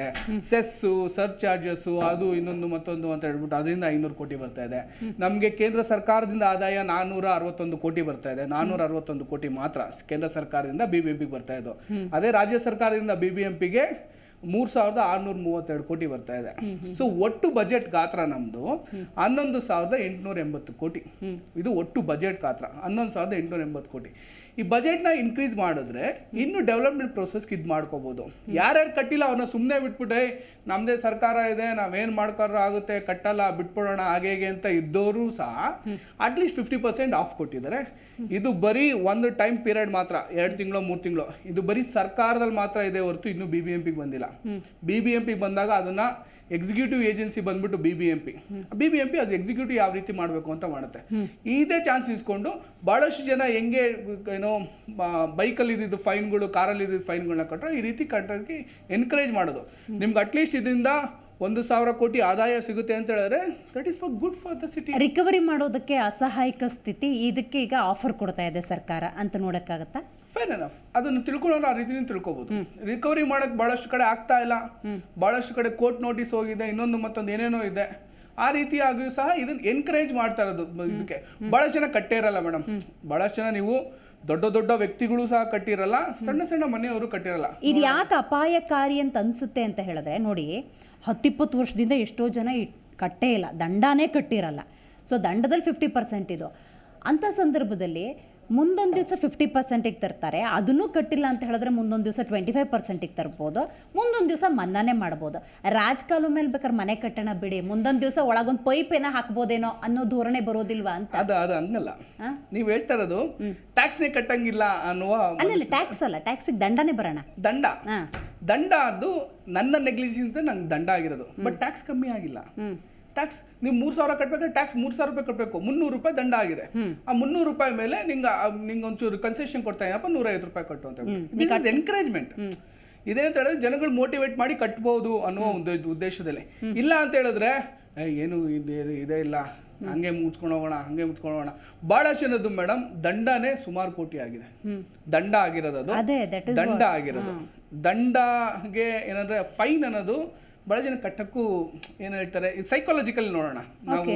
ಸುಮ್ಮನೆ ನಾವು ಏನೋ ಸರ್ಕಾರಕ್ಕೆ ಹಂಗೆ ಅವ್ರ ದುಡ್ಡ ಇವ್ರ ದುಡ್ಡ ಅಂತ ಸುಮ್ಮನೆ ಮಾತಾಡೋದ್ರಿಂದ ಯಾವ ರೀತಿ ಅರ್ಥ ಸಿಗಲ್ಲ. ಇಲ್ಲಿ ಸೈಕಾಲಜಿಕಲ್ ನೋಡೋಣ. ಅಟ್ಲೀಸ್ಟ್ 50% ಆಫರ್ ಕೊಟ್ಟಿದೆ. ದಂಡ ನಾನು ನೆಗ್ಲಿಜೆನ್ಸಿ ಇಲ್ಲಾರೆ ನನಗೇನೋ ಬೇರೆ ಇದರಿಂದ ನಂಗೆ ಬಿಟ್ಟಿರೋದು, ನಾನು ಯಾಕಪ್ಪ ಕಟ್ಟಬೇಕು ಅನ್ನುವ ಹಿಂದೆ ಕೂತಿರೋದು. ಅಲ್ಲ, ಈಗ ಎಲ್ಲದಕ್ಕೂ ಕಠಿಣ ಕಾನೂನು ತರುವಂತಹ ಸರ್ಕಾರ ಯಾರು ತೆರಿಗೆ ಪಾವತಿಗೆ ದಂಡ ಅಂತ ಕಟ್ಟಿಸ್ಕೊಂಡಿದ್ದಾರೆ ಅವರು 4 ದಿವಸ ಒಳಗೆ ಹಾಕಿದ್ರೆ, ಕಠಿಣವಾಗಿ ಕಾನೂನು ತಂದರೆ ಅದು ಈಗ ದಂಡಂ ದಶಗುಣಂ ಅಂತ ಹೇಳ್ತಾರೆ. ಈಗ ನೋಡಿ, ಹೆಲ್ಮೆಟ್ ಹಾಕಿಲ್ಲ ಅಂದ್ರೆ 1000 ರೂಪಾಯಿ ಕೊಡಬೇಕಲ್ಲ, ಇದನ್ನ ಹಂಗೆ ರಿಕವರಿ ಮಾಡೋಕ್ಕಾಗಲ್ಲ ಅಂತ ಲೀಗಲ್ ಕಾನ್ಸಿಕ್ವೆನ್ಸಸ್ ಅಂತ ಹೇಳ್ತಾರಲ್ಲ, ಈ ಪ್ರಾಪರ್ಟಿ ಇದೆಲ್ಲನೂ ಸಹ ಇದೆಲ್ಲ ಏನು ಅಂತ ಕ್ರಿಮಿನಲ್ ಕೇಸಸ್ ಅಂತ ಏನಲ್ಲ. ಅವ್ರ ಮನೆ ಮುಂದೆ ಹೋಗಿ ತಮಟೆನೂ ಬಾರಿಸಿದ್ದಾರೆ, ಮಾಲ್ಗಳನ್ನ ಹೋಗಿ ಮುಚ್ಚಿದ್ದಾರೆ, ಕ್ಲೋಸ್ ಮಾಡಿದ್ದಾರೆ, ಎಲ್ಲಾನು ಮಾಡಿದ್ದಾರೆ. ಆದ್ರೂ ಇನ್ನೊಂದು ದಾರಿ ನೋಡ್ಕೊಂಡು ತೆಗ್ದಿರೋದಿದೆ. ರೈಟ್, ಗೊತ್ತಾಯ್ತು. ಓಕೆನಾ? ಬೇರೆ ರೀತಿಲಿ ಇದ್ದಾಗ ಅವ್ರಿಗೆ ಅಟ್ಲೀಸ್ಟ್ ಎನ್ಕರೇಜ್ಮೆಂಟ್ ಸಿಗ್ಲಿ ಅಂತ ಮಾಡಿರೋದೇ ಹೊರತು. ರೈಟ್, ಅವ್ರು ಹೇಳಿದ ಕಾನ್ಸೆಪ್ಟ್ ಅಲ್ಲಿ ನಿಮ್ಗೆ ಅರ್ಥ ಆಯ್ತು ಅನ್ಸುತ್ತೆ. ಬಟ್ ರೈಟ್ ನಾವು ಅಪಾಯಕಾರಿ ಅಂತ ಯಾಕೆ ಅನ್ಸುತ್ತೆ ಈ ಒಂದು ತಿದ್ದುಪಡಿ ಅಂತ? ನೋಡಿ, ಇವಾಗ ಈ ತೆರಿಗೆಯನ್ನು ಉಳಿಸ್ಕೊಂಡಿರೋಂಥವ್ರು ಯಾರು? ಬಲಾಢ್ಯರು. ಅಂದ್ರೆ ಸರ್ಕಾರಗಳನ್ನ, ಅಧಿಕಾರಿಗಳನ್ನ ನಾನು ಎದುರಿಸಬಲ್ಲೆ ಅನ್ನೋರು ಮಾತ್ರ ತೆರಿಗೆ ಉಳಿಸ್ಕೊಂತಾರೆ. ಇದು ಈ ಅಸಹಾಯಕರೇನಲ್ಲ, ಅಸಹಾಯಕರು ಏನ್ ಮಾಡ್ತಾರೆ? ಕಟ್ಬಿಡ್ತಾರೆ. ನೋಡಿ, ಈ ತೆರಿಗೆ ಏನು 50% ಕಡಿತಾ ಇದೆಯಲ್ಲ, ಇದು ಯಾರೇ ಒಬ್ಬ ಸಾಮಾನ್ಯ ವ್ಯಕ್ತಿಗೆ ಇದು ಉಪಯೋಗ ಇಲ್ಲ. ಯಾಕೆ ಅಂದ್ರೆ ನೋಡಿ, ಈ ಮಂತ್ರಿ ಮಾಲ್ನ ನೀವು ಎಷ್ಟು ಸಲ ಕ್ಲೋಸ್ ಮಾಡಿದ್ದಾರೆ? ರಾತ್ರಿ ಸಂಜೆ ಕ್ಲೋಸ್ ಮಾಡ್ತಾರೆ, ಬೆಳಗ್ಗೆ ಓಪನ್ ಆಗುತ್ತೆ. ಅಂದ್ರೆ ಒಂದ್ ಕಡೆಗೆ ನ್ಯಾಯಾಲಯದಿಂದ ಅವನೇನೋ ಒಂದು ಆರ್ಡರ್ ತರ್ತಾನೆ, ಒಂದ್ ಕಡೆಗೆ ಸ್ಟೇ ಆರ್ಡರ್ ತರ್ತಾರೆ, ಒಂದ್ ಕಡೆಗೆ ಮಹಾನಗರ ಪಾಲಿಕೆಯ ಅಧಿಕಾರಿಗಳಿಗೆ ಹಿಂಬಾಲಿಕೆಯಿಂದ ದುಡ್ಡು ಹೋಗುತ್ತೆ, ಸಂಬಂಧಪಟ್ಟ ರಾಜಕಾರಣಿಗಳಿಗೆ ದುಡ್ಡು ಕೊಡ್ತಾರೆ. ಆ ರೀತಿ ನೋಡಿ, ಬಲಾಢ್ಯರು ಇವತ್ತು ತೆರಿಗೆ ಉಳಿಸ್ಕೊಳ್ಳೋದು, ಬಲಾಢ್ಯರು ಇವತ್ತು ತೆರಿಗೆ ಕಳ್ತನ ಮಾಡೋದು. ಇವತ್ತು ಯಾರ್ದಾರು ಐಟಿ ರೇಟ್ಗಳು ಯಾರ ಹತ್ರ ಆಗಿದಾವೆ? ಎಲ್ಲ ಬಲಾಢ್ಯರ ಮನೆ ಮೇಲೆ.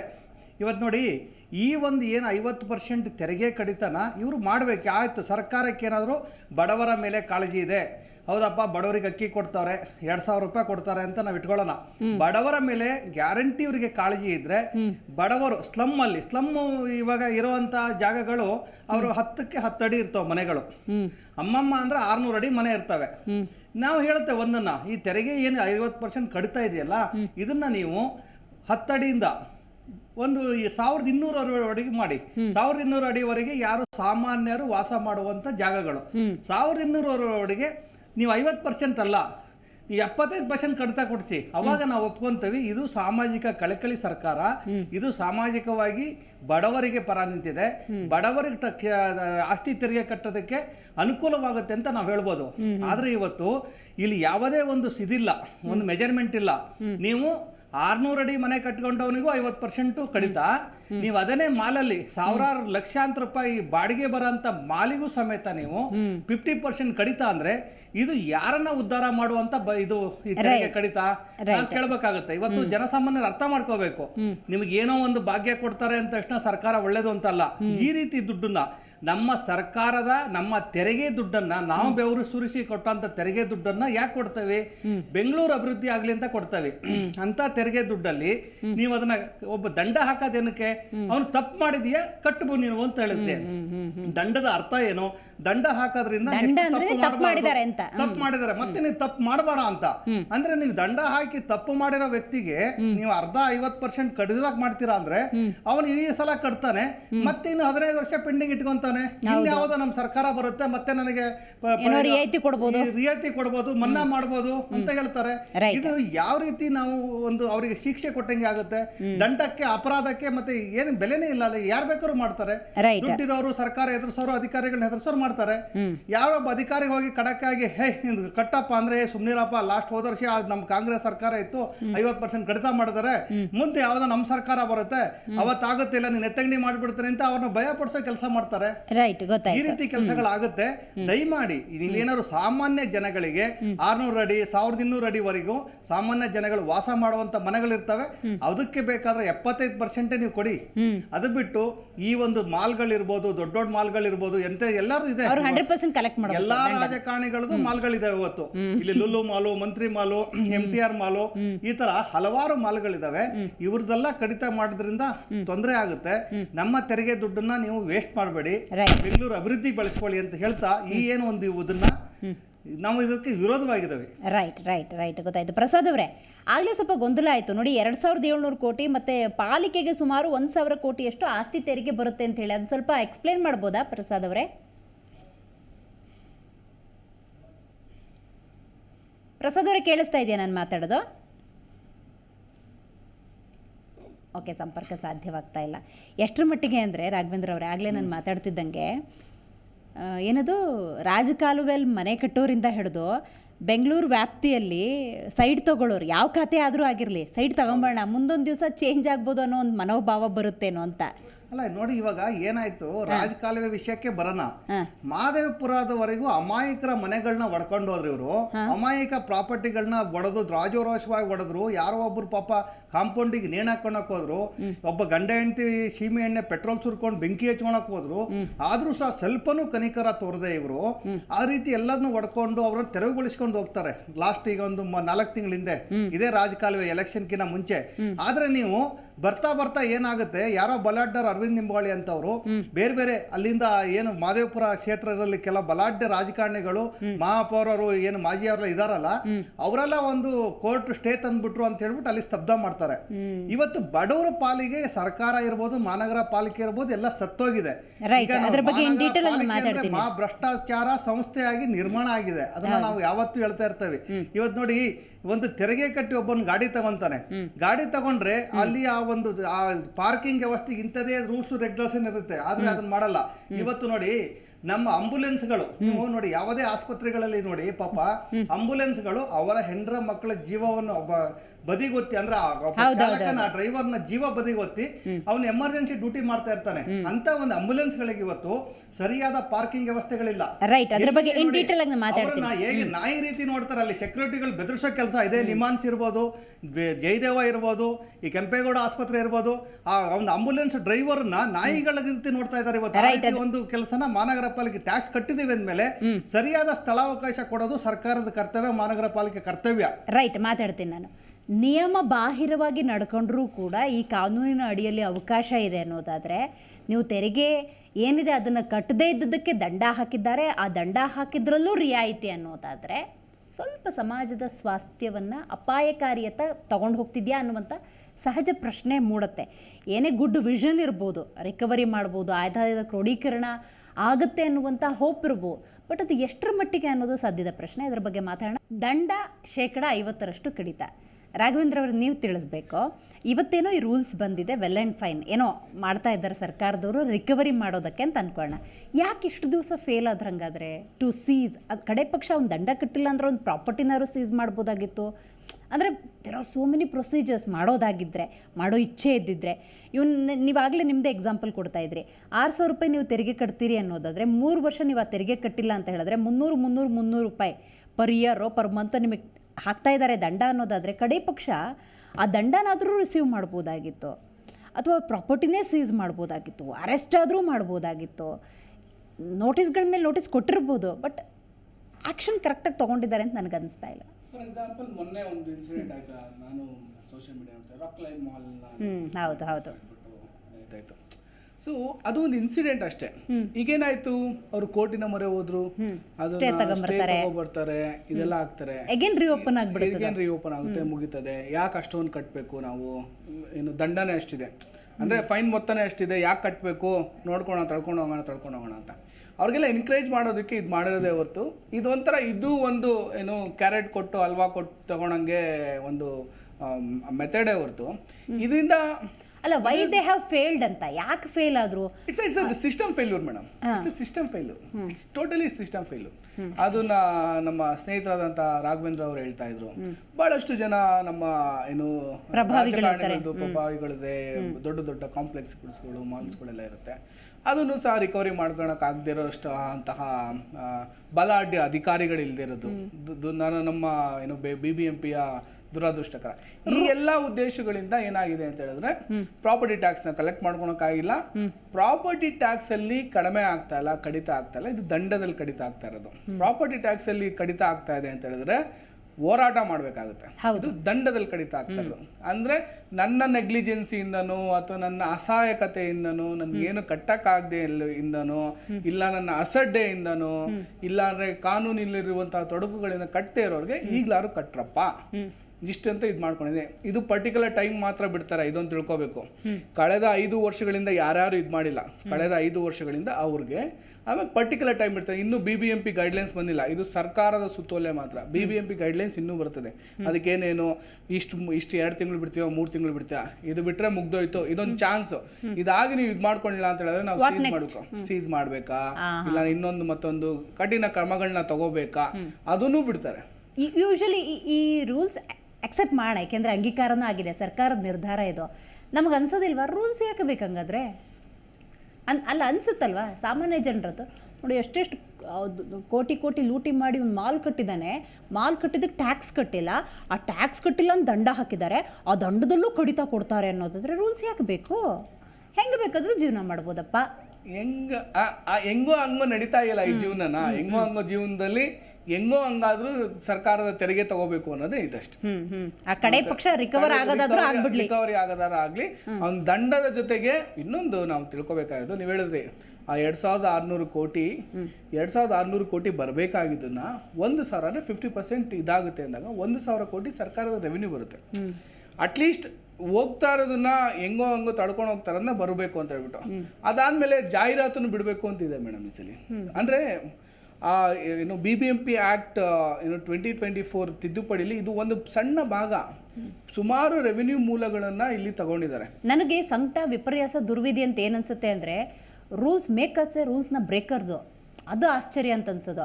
ಇವತ್ತು ಅದೇ ಸದನದಲ್ಲಿ ಇದನ್ನೆಲ್ಲ ಒಕ್ಕರದ ಧ್ವನಿಯಲ್ಲಿ ಅಂಗೀಕರಿಸ್ತಾರಲ್ಲ, ಅವ್ರು ಇದನ್ನ ಎಷ್ಟರ ಮಟ್ಟಿಗೆ ಫಾಲೋ ಮಾಡಿದ್ದಾರೆ, ಅವ್ರ ಮಾಲ್ಗಳು ಟ್ಯಾಕ್ಸ್ ಕಟ್ಟಿದ್ದಾವ, ಅದಕ್ಕೆ ದಂಡ ಬಿದ್ದಿದೆಯಾ ಅಂತ ಕ್ರಾಸ್ ಚೆಕ್ ಮಾಡಿದ್ರೆ ಶಾಕ್ ಆಗಿಬಿಡತ್ತೆ ನಮಗೆ.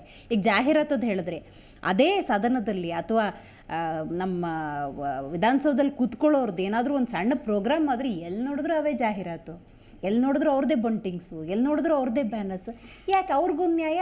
ಈ ಅಂಥದ್ದೇನಾರು ಆದರೆ ಈ ಸಣ್ಣದೇನೋ ಒಂದು ಏನಾದರೂ ಸೈಬರ್ದು ಸೆಂಟ್ರೋ ಒಂದು ಸಣ್ಣ ಕೆಫೆ ಹಾಕ್ಕೊಟ್ಟಿರ್ತಾನೆ, ಹೆಂಗಪ್ಪ ನಂದು ಮಾರ್ಕೆಟಿಂಗ್ನ ಚೆನ್ನಾಗಿ ಮಾಡಲಿ, ಇಲ್ಲ ಪಾರ್ಕ್ ಇದೆ ಅಲ್ಲೊಂದು ನನ್ನ ಪಾಂಪ್ಲೆಟ್ ಹಾಕೋಕ್ಕೆ ಒಂದು ಮೊಳೆ ಹೊಡೆದ್ಬಿಟ್ಟು ಒಂದು ಪಾಂಪ್ಲೆಟ್ ಹಾಕಿ ಬಂದರೆ ನಂದು ಅಡ್ವರ್ಟೈಸ್ ಆಗುತ್ತೇನೋ ಅಂತ ಯೋಚನೆ ಮಾಡ್ತಿರ್ತಾನೆ.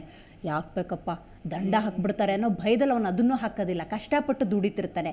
ಇವ್ರು ನೋಡಿದ್ರೆ ಟ್ಯಾಕ್ಸು ಕಟ್ಟಲ್ಲ, ದಂಡನೂ ಕಟ್ಟಲ್ಲ, ಇಂಥವ್ರದ್ದು ಬ್ಯಾನರು ಬಂಟಿಂಗ್ಸ್ ಓಡಾಡ್ತಿರ್ತವೆ. ಅವ್ರಿಗೊಂದು ನ್ಯಾಯ ಇವ್ರಿಗೊಂದು ನ್ಯಾಯ ಅಂತ ಆಗಲ್ಲ. ಟೋಟಲಿ ಅದಕ್ಕೆ ಬರ್ತೀನಿ ನಾನೀಗ. ಸೊ ಮೊದಲೊಂದು ಬರೋಣ, ರೆವಿನ್ಯೂ ಪಾರ್ಟ್ಗತ ಬರೋಣ. ಇನ್ನೊಂದು ಕಳೆದ 2018 ಜಾಹೀರಾತುನ ಫಲಕಗಳನ್ನ ಬ್ಯಾನ್ ಮಾಡಿದ್ದು, 2000 ಹೈಕೋರ್ಟ್ ಬ್ಯಾನ್ ಮಾಡಿದಾಗ ಸುಮಾರು ಅದರಿಂದಾನೇ ಮತಾಯಿ ಅವರು, ಆಗಿನ KS ಆಫೀಸರ್ ಮತಾಯಿ ಅವರು 3,000 ಕೋಟಿ ರೆವಿನ್ಯೂ ಬರಬೇಕು, ಬರೀ ನಮಗೆ ಬರ್ತಾ ಇರೋದು 1,000 ಕೋಟಿ ಅಂತ ಹೇಳ್ಬಿಟ್ಟು ಒಂದು ರಿಪೋರ್ಟ್ ಕೊಟ್ಟಿದ್ರು. ಅಂದ್ರೆ ಇಷ್ಟು ರೆವಿನ್ಯೂನ ಸರ್ಕಾರ ತಗೋಬಹುದು ಅನ್ನೋ ಒಂದಿದೆ. ಅಂದ್ರೆ ಜಾಹೀರಾತು is also one of the biggest revenue. ಹೇಗೆ 4,783 ಕೋಟಿ ನಮಗೆ ಪ್ರಾಪರ್ಟಿ ಟ್ಯಾಕ್ಸ್ ಇಂದ ಬರ್ತಾ ಇದೆಯೋ, ಅದೇ ರೀತಿ ಜಾಹೀರಾತಿಂದ 2,000 ಕೋಟಿ 3,000 ಕೋಟಿ ಬರಬೇಕು ಅಂತ ಹೇಳ್ಬಿಟ್ಟು. ಸೊ BBMP ಬಜೆಟ್ ಗಾತ್ರ ಎಷ್ಟು? 11,880 ಕೋಟಿ. ಇದನ್ನ 15,000 ಮಾಡೋದಕ್ಕೆ ಯೋಚನೆನೂ ಮಾಡಬೇಕು. ಯಾಕಂತ ಹೇಳಿದ್ರೆ ಇದು ತೆರಿಗೆ ದುಡ್ಡು, ಬೇರೆ ಬೇರೆ ದುಡ್ಡು ಬಂದಾಗ ಡೆವಲಪ್ಮೆಂಟ್ ಜಾಸ್ತಿ ಆಗುತ್ತೆ. ಡೆವಲಪ್ಮೆಂಟ್ ಜಾಸ್ತಿ ಆದಾಗ ಬೆಂಗಳೂರು ಡೆವಲಪ್ಮೆಂಟ್ ಆಗುತ್ತೆ, ಸಿಂಪಲ್. ಸೊ ನೀವು ಹೇಳ್ತಾ ಇದ್ರಲ್ಲ, ಜಾಹೀರಾತಿಗೆ ಶುಲ್ಕ ವಿಧಿಸಬೇಕು, ಆದರೆ ಅದು ಅಧಿಕೃತ ಜಾಹೀರಾತು ಆಗಿರಬೇಕು ಹೊರತು ಅನಧಿಕೃತ ಜಾಹೀರಾತು ಆಗಬಾರ್ದು. ಮೊನ್ನೆ ಸಾಹೇಬರು ಏನು ಕಳೆದ ಬಹಳಷ್ಟು ತಿಂಗಳಿಂದ DCM ಸಾಹೇಬರು ಮಾತಾಡಿದ್ರು ಯಾವುದೇ ರೀತಿಯ ಜಾಹೀರಾತು ಇಲ್ಲ ಅಂತ. ಈಗ ರೋಡ್ ನೋಡಿ ಫ್ಲೆಕ್ಸು, ಬ್ಯಾನರ್ಸು, ಇದೆಲ್ಲಾನು ಸಹ ಅನಧಿಕೃತ ಜಾಹೀರಾತುಗಳು. ಇದನ್ನೆಲ್ಲಾನು ಅಧಿಕೃತ ಮಾಡಬೇಕು ಅಂತ ಹೇಳಿದ್ರೆ ದೊಡ್ಡ ಜಾಹೀರಾತುಗಳು ಯಾರ್ಯಾರು ಟ್ಯಾಕ್ಸ್ ಪೇ ಮಾಡಿರ್ತಾರೋ ಅವ್ರಿಗೆ ಮಾತ್ರ ಕೊಡಬೇಕು. ಈ ಅನಧಿಕೃತ ಜಾಹೀರಾತುಗಳ ಮೇಲೆ ಎಷ್ಟು ಜನ ಮೇಲೆ FIR ಆಗಿದೆ, ಎಷ್ಟು ಜನ ನಾಯಕರುಗಳ ಫೋಟೋಗಳ ಮೇಲೆ ಅಲ್ಲಿ ಹಾಕ್ದವ್ರ ಮೇಲೆ FIR ಹಾಕ್ಬೇಕು ಅನ್ನೋದಿರೋದು. ಎಷ್ಟು ಜನ BBMP ಅಧಿಕಾರಿಗಳು FIR ಮಾಡಿದ್ದಾರೆ, ಎಷ್ಟು ಜನ ಲಾ ಮೇಕರ್ಸ್ ಪೊಲೀಸರು FIR ರಿಜಿಸ್ಟರ್ ಮಾಡಿದ್ದಾರೆ, ಎಷ್ಟು ಜನ ಆಕ್ಟಿವಿಸ್ಟ್ಗಳು ಹೋಗಿ FIR ರಿಜಿಸ್ಟರ್ ಮಾಡಿದ್ದಾರೆ, ಅದ್ರ ಮೇಲೆ ಇದಾಕಿದ್ದಾರೆ. ಹಿಂಗೆಲ್ಲ ಮಾಡಿದಾಗ ಏನಾಗುತ್ತೆ ಅಂತ ಹೇಳಿದ್ರೆ, ನೀವ್ ಹೇಳೋದಲ್ಲ ಅವ್ರಿಗೊಂದು ನ್ಯಾಯ ಇವ್ರಿಗೊಂದು ನ್ಯಾಯ, ಅದು ನಡೀತಾ ಇರೋದು ಸಿಸ್ಟಮ್ ಅಲ್ಲ, ನಡೀತಾ ಇರೋದು ಹಂಗೆ. ನಾನು ನೀವು ಏನಾರು ಹೋಗಿ ಒಂದು ಬ್ಯಾನರ್ ಹಾಕ್ತೀವಿ ಅಂತ ಹೇಳಿದ್ರೆ BBMP ಅವ್ರ ಫೋಟೋ ತಕೊಂಡು ನಮ್ಮ ಮೇಲೆ FIR ಹಾಕ್ತಾರೆ. ಅದೇ ಯಾರು ದೊಡ್ಡ ಪೊಲಿಟಿಕಲ್ ನಾಯಕರು ಇರ್ತಾರೆ, ಇದಾಗ್ತದೆ. ಇದಂತ ಹೇಳಿದ್ರೆ ಸಮಾಜ ಸ್ವಾಸ್ಥ್ಯನೂ ಇದ್ರಲ್ಲೂ ಹಾಳಾಗುತ್ತೆ. ಹೌದು, ಓಕೆನಾ? ಸೊ ಈ ಅಧಿಕೃತ ಇದನ್ನು ಸಹ ಈ ಈ ಆ್ಯಕ್ಟಲ್ಲಿ ಹೇಳಿದ್ದಾರೆ, 158ನೇ ತಿದ್ದುಪಡಿ ಅಂತ ಯಾರ್ಯಾರು ರೋಡ್ ಇದಾಗ್ತಾರೋ ಅದನ್ನು ಸಹ ಅವ್ರ ಮೇಲೆ ಫೈನ್ ಹಾಕ್ಬೇಕು, ಅವ್ರ ಮೇಲೆ FIR ರಿಜಿಸ್ಟರ್ ಮಾಡಬೇಕು ಅಂತ. ಇದು ಇಂಥದ್ದೆಲ್ಲ ತಿದ್ದುಪಡಿಲೇ ಇರ್ತದೆ ಹೊರತು ಗ್ರೌಂಡಲ್ಲಿ ಬರಲ್ಲ. ಸೊ ಆ ರೀತಿಯ ಸಿಚುವೇಶನ್ ಬಂದಿದೆ. ಓಕೆ, ರಾಘವೇಂದ್ರ ಅವರೇ, ಈ ಬಡವರ್ಗಕ್ಕಿಂತ ಕಮ್ಮಿ ಇರ್ತಾರಲ್ಲ, ಅವ್ರಿಗೆ ಇದು ಟೆನ್ಷನ್ನೇ ಇಲ್ಲ. ಅವ್ರ ತೆರಿಗೆ ವ್ಯಾಪ್ತಿಲೂ ಬರಲ್ಲ, ಅವ್ರಿಗೆ ಯಾವ ದಂಡನೂ ಬೀಳಲ್ಲ. ಅಪ್ಪರ್ ಕ್ಲಾಸ್ ಅಂತ ತೊಗೊಂಡ್ರೆ ಅವ್ರು ತೆರಿಗೆನೂ ಕಟ್ಟಲ್ಲ, ಅದಕ್ಕೆ ಹಾಕಿರೋ ದಂಡನೂ ಕಟ್ಟಲ್ಲ. ಅಡ್ಕತ್ರಲ್ಲಿ ಸಿಲ್ಕೊಂಡಿರೋದು ಯಾರು ಅಂತ ಹೇಳಿದ್ರೆ ಈ ಮಧ್ಯಮ ವರ್ಗದವರು. ಅವ್ರ ತೆರಿಗೆ ವ್ಯಾಪ್ತಿಲೂ ಬರ್ತಾರೆ, ದಂಡ ಕಟ್ಟಿಲ್ಲ ಅಂದರೆ ಗೌರವಕ್ಕೂ ಹಂಚ್ತಾರೆ. ದಂಡದ ಮೊತ್ತ ಹೆಚ್ಚಾಯಿತು ಅಂತ ಹೇಳಿದ್ರೆ ಇನ್ ಟೈಮಲ್ಲಿ ಕಟ್ಟಬೇಕು ಅನ್ನುವಂತಹ ಒಂದು ಪ್ರೆಷರಲ್ಲಿ ಅವ್ರು ಇರ್ತಾರೆ. ಏನು ಹೇಳ್ತೀರಿ? ಈಗ ಹೆಂಗಾಗಿದೆ ಸರ್ಕಾರದ ಕತೆ ಅಂದರೆ, ಎಮ್ಮೆಗೆ ಜ್ವರ ಬಂದರೆ ಎತ್ತಿಗೆ ಬರ ಹಾಕಿದ್ರು ಅಂತ ಗಾದೆ. ಈಗ ನೋಡಿ, ಮೊನ್ನೆ ಈ ಮಲ್ಲೇಶ್ವರಮ್ಮು ಸಹಕಾರ ಸದನ ಸರ್ಕಾರದ ಇಲಾಖೆ ಇದೆ, ಈ ಸಂಘ ಸಂಸ್ಥೆಗಳನ್ನು ನೋಂದಣಿ ಮಾಡುವಂಥ ಇಲಾಖೆ. ಅಲ್ಲಿ ಏನಾಗಿತ್ತು ಪಾಪ ಅಂದರೆ, ಅಲ್ಲಿ ತೆರಿಗೆ ಕಟ್ಟಬೇಕಾಗಿರೋದು ಸಹಕಾರ ಸದನದವರು. ಅಲ್ಲಿ ಕೆಳಗಡೆ 11 ಅಂಗಡಿಗಳಿದೆ. ಅಂಗಡಿಯವರು ಇವರಿಗೆ ಬಾಡಿಗೆ ಕರೆಕ್ಟಾಗಿ ಕೊಡ್ತಾರೆ. ಆದರೂ ಸಮೇತ ನಮ್ಮ ಮಹಾನಗರ ಪಾಲಿಕೆಯವರು ಬಂದ್ಬಿಟ್ಟು ಏನು ತೆರಿಗೆ ಕಟ್ಟದೇ ಇರೋಂಥ ಸಹಕಾರ ಸದನನ ಹಾಗೆ ಓಪನ್ ಬಿಡ್ತಾರೆ. ಆ ಕೆಳಗಡೆ ಅಂಗಡಿಗಳನ್ನ ಬಂದ್ ಮಾಡ್ತಾರೆ. ಇವತ್ತು ಅಮಾಯಕರ ಮೇಲೆ ಮಾತ್ರ ಇವರ ಪೌರುಷ ದರ್ಪ ತೋರಿಸ್ತಾರೆ. ಇವತ್ತು ಹೆಂಗಾಗಿದೆ ಅಂದ್ರೆ ನೋಡಿ, ಅದನ್ನೇ ನಾವು ಹೇಳ್ತಾ ಇರೋದು, ತೆರಿಗೆ ನೀವು ಕಡಿತ ಮಾಡ್ತೀರಾ, ದಂಡ ಕಡಿತ ಮಾಡ್ತೀರಾ ಅಂದ್ರೆ ಅದು ಬಡವರಿಗೆ ಬರಲಿ, ಬಡವರಿಗೆ ಮಧ್ಯಮ ವರ್ಗದವರು ಬರಲಿ. ನೀವು ಶ್ರೀಮಂತರಿಗೆ ಈಗ ನಾವು ಹೇಳೋದೇನು ಅಂದ್ರೆ, ಯಾರಿಗೆಲ್ಲ ನೀವು ತೆರಿಗೆ ದಂಡನ 50% ಕಡಿತ ಮಾಡ್ತಿರಲ್ಲ, ಅದರಲ್ಲಿ ಒಂದು ಲೀಸ್ಟ್ ಹಾಕ್ಬೇಕು ಎಲ್ಲ ಪಬ್ಲಿಕ್ ಅಲ್ಲಿ. ಈ ಮಹಾನಗರ ಪಾಲಿಕೆ ಬೋರ್ಡ್ಗಳು ಎಲ್ಲೆಲ್ಲಿ ರಸ್ತೆಗಳಲ್ಲಿ ಇದಾವಲ್ಲ, ಅದ್ರದ್ದು ಅದೇ ದಂಡದಲ್ಲೇ ಬೇಕಾದ್ರೆ ಅದ್ರ ಚಾರ್ಜ್ ತಗೊಳ್ಳಿ ಮಹಾನಗರ ಪಾಲಿಕೆ. ನೋಡಿ, ಇಂಥ ರಾಜಕಾರಣಿದು ಇಂಥ ಮಾಲಿಗೆ ನಾವು ದಂಡವನ್ನ 50% ಕಡಿತಗೊಳಿಸಿದ್ದೇವೆ. ಈ ಒಂದು ವಾರ್ಡ್ ಅಲ್ಲಿ ಇಂಥ ರಾಜಕಾರಣಿ ವಾಸ ಮಾಡ್ತಾವ್ರೆ, ಇನ್ನೊಂದು ಕಡೆ ಅವಕಾಶ ಕೊಟ್ಟಿದ್ದೀವಿ ಅನ್ನೋದನ್ನ ತೆರಿಗೆ ಇದನ್ನ ಮಾಡಿದ್ರೆ ಅದರ ಓಪನ್ ಆಗಿ ಪಬ್ಲಿಕ್ ಹಾಕ್ಲಿ, ಪಬ್ಲಿಕ್ ಜನಗಳಿಗೆ ಗೊತ್ತಾಗುತ್ತೆ. ಅವಾಗ ಯಾರು ಕಳ್ಳರು, ಯಾರಿಗೋಸ್ಕರ ಈ ಒಂದು ಏನೊಂದು ಇವರು ಒಪ್ಪಿಗೆ ಪಡ್ಕೊಂಡಿದ್ದಾರೆ ಸಂವಿಧಾನದ ಇದರಲ್ಲಿ ವಿಧಾನಸೌಧದಲ್ಲಿ, ಯಾರಿಗೋಸ್ಕರ ಈ ಒಂದು ಮಾಡ್ಕೊಂಡ್ರು ಅಂತ ಗೊತ್ತಾಗುತ್ತೆ. ಯಾಕಂದ್ರೆ ಇವರಿಗೆ ರಾಜಕಾರಣಿಗಳಿಗೆ ಲಾಭ ಇಲ್ದಿರೋ ಕೆಲಸನ ಯಾವುದು ಸಹ ಇವರು ಮಾಡಲ್ಲ. ಇದು ನಮ್ಮ ಪ್ರಕಾರ ಇವ್ರಿಗೆ ಇವ್ರದೇ ಆದಂತ ಒಂದಿಷ್ಟು ಮಾಲ್ಗಳನ್ನ ಉಳಿಸ್ಕೊಳ್ಳೋದಕ್ಕೆ, ಇವ್ರದೇ ಆದಂತ ಒಂದಿಷ್ಟು ಎಲ್ಲ ಏನ್ ಬಿಲ್ಡರ್ಗಳಿಗೆಲ್ಲ ಅಟ್ಯಾಚ್ ಆಗಿದ್ದಾರೆ, ಇವ್ರದಲ್ಲ ಅದನ್ನ ಉಳಿಸ್ಕೊಳ್ಳೋದಕ್ಕೋಸ್ಕರನೇ ಈ ಒಂದು ದಂಡದಲ್ಲಿ 50% ಕಡಿವಾಣ ಹಾಕಿದ್ದಾರೆ. ಇಲ್ಲ ಅಂದ್ರೆ ಸ್ಪಷ್ಟೀಕರಣ ಕೊಡಬೇಕಿತ್ತು ಇವರು. ಇಷ್ಟ ಅಡಿಯಿಂದ ಇಷ್ಟ ಅಡಿ ಮನೆಗಳಿಗೆ ಮಾತ್ರನೇ ನಾವು ಇಷ್ಟು. ನೀವು ಹೇಳಿದಂಗೆ ಟ್ರಾನ್ಸ್ಪರೆನ್ಸಿ ಮೇಂಟೈನ್ ಮಾಡುತ್ತೆ ಅಂತ ಅನ್ಸುತ್ತಾ? ಮಾಡಲ್ಲ ಇವರು. ನಾವು RT ಹಾಕಿರೋನೇ ಕೊಡಲ್ಲ. ಇನ್ನು ಆ ರೀತಿ ಓಪನ್ ಆಗಿ ಎಲ್ಲಿ ಹಾಕ್ತಾರೆ ಇವರು? ಯಾವುದೇ ಕಾರಣಕ್ಕೂ ಹಾಕಲ್ಲ. ಇವತ್ತು ನೋಡಿ, ಈಗ ಯಾರೋ ಒಂದು ಹೆಣ್ಣುಮಗಳು ಮೊನ್ನೆ ಬಂದರು ಪಾಪ. ಅವರು ಒಂದು ಪರಿಶಿಷ್ಟ ವರ್ಗದ ಒಂದು ಹೆಣ್ಣುಮಗಳು, 14 ವರ್ಷ ಆಗಿದೆ, ಒಂದು ಕೈ ಇಲ್ಲ, ಮಗುಗೆ ಒಂದು ಬ್ರೈನ್ ಇದಿಲ್ಲ. ಅಂತ ಹೆಣ್ಣುಮಗಳಿಗೆ ಗಂಡ ಏನೋ ಆಗಿ ಸಮಸ್ಯೆಗೆ ಹೋಗಿದ್ದಾರೆ ಅಂತಾರೆ. ಒಂದು ರೇಷನ್ ಕಾರ್ಡ್ ಕೊಟ್ಟಿಲ್ಲ ಈ ಮಹಾನಗರ ಪಾಲಿಕೆಯವರು, ಅಷ್ಟು ಅಲ್ದಿದ್ದಾರೆ ಅಮ್ಮ. ಆ ರೀತಿ ಒಂದು ವ್ಯವಸ್ಥೆ ಇಲ್ಲಿ ಇರಬೇಕಾದಾಗ ನಮ್ಗೆ ಕಣ್ಣಲ್ಲಿ ನೀರು ಹಾಕೊಂತ ಅಂದ್ರೆ, ನನಗೆ ಬರೀ ಅಕ್ಕಿ ಒಂದು ಸಿಕ್ಕರು ಸಾಕು ಸರ್. ಆ ಒಂದು ಮಗುಗೆ 7,000 ರಿಂದ 8,000 ರೂಪಾಯಿ ಬರೀ ಫ್ಯಾಡ್ ಆಗುತ್ತೆ. ಅಂದ್ರೆ ಅವರು ಮಲಮೂತ್ರ ಮಾಡೋದಕ್ಕೆ ಫ್ಯಾಡ್ ಖರ್ಚಾಗುತ್ತೆ. ಬಂದು ಕಣ್ಣೀರು ಹಾಕೊಂಡ್ರೆ ಯಾಕೆ ನಾವೆಲ್ಲ L+ ನಮ್ಮ ಹತ್ರ ಯಾವುದೇ ಅಧಿಕಾರ ಇಲ್ಲ. 14 ವರ್ಷದ ರೇಷನ್ ಕಾರ್ಡಿಗೆ ಅಲಿತಾ ಇದ್ದಾರೆ. ಇವತ್ತು ಬಡ ಜನಗಳ ಸ್ಥಿತಿ ಹಾಗೇನೆ ಇದೆ. ಆದ್ರೆ ಇವತ್ತು ಬಲಾಢ್ಯರಿಗೆ ನೀವು ದಂಡದಲ್ಲಿ ಕಡಿತ ಮಾಡ್ತೇವೆ, ಪೊಲೀಸ್ ಟ್ರಾಫಿಕ್ ರೂಲ್ಸ್ ಮಾಡಿದವರಿಗೆ ನೀವು ಕಡಿತ ಮಾಡ್ಕೊಳ್ತೇವೆ ಅಂತ ನಾವು ಈ ರೀತಿ ಹೋದ್ರೆ ಯಾರು ತಾನೇ ಮುಂದಿನ ದಿನಗಳಲ್ಲಿ ಸಂವಿಧಾನಕ್ಕಾಗ್ಲಿ ನಮ್ಮ ಕಾನೂನಿಗಾಗ್ಲಿ ಗೌರವ ಕೊಡ್ತಾರೆ?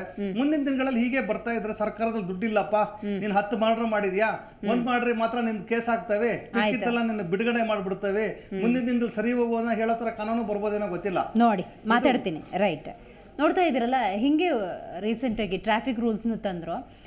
ಆ ವ್ಯಕ್ತಿದ 50,000 ರೂಪಾಯಿ ಬೈಕ್ ವ್ಯಾಲ್ಯೂ, 83,000 ರೂಪಾಯಿ ಅವ್ನು ದಂಡ ಆಯಿತು. ಅವ್ನು ಬೈಕ್ನೇ ಕೊಟ್ಟು ಹೋದ್ನಂತೆ. ಪರಿಸ್ಥಿತಿ ನೋಡಿ ಹೆಂಗಾಗಿದೆ.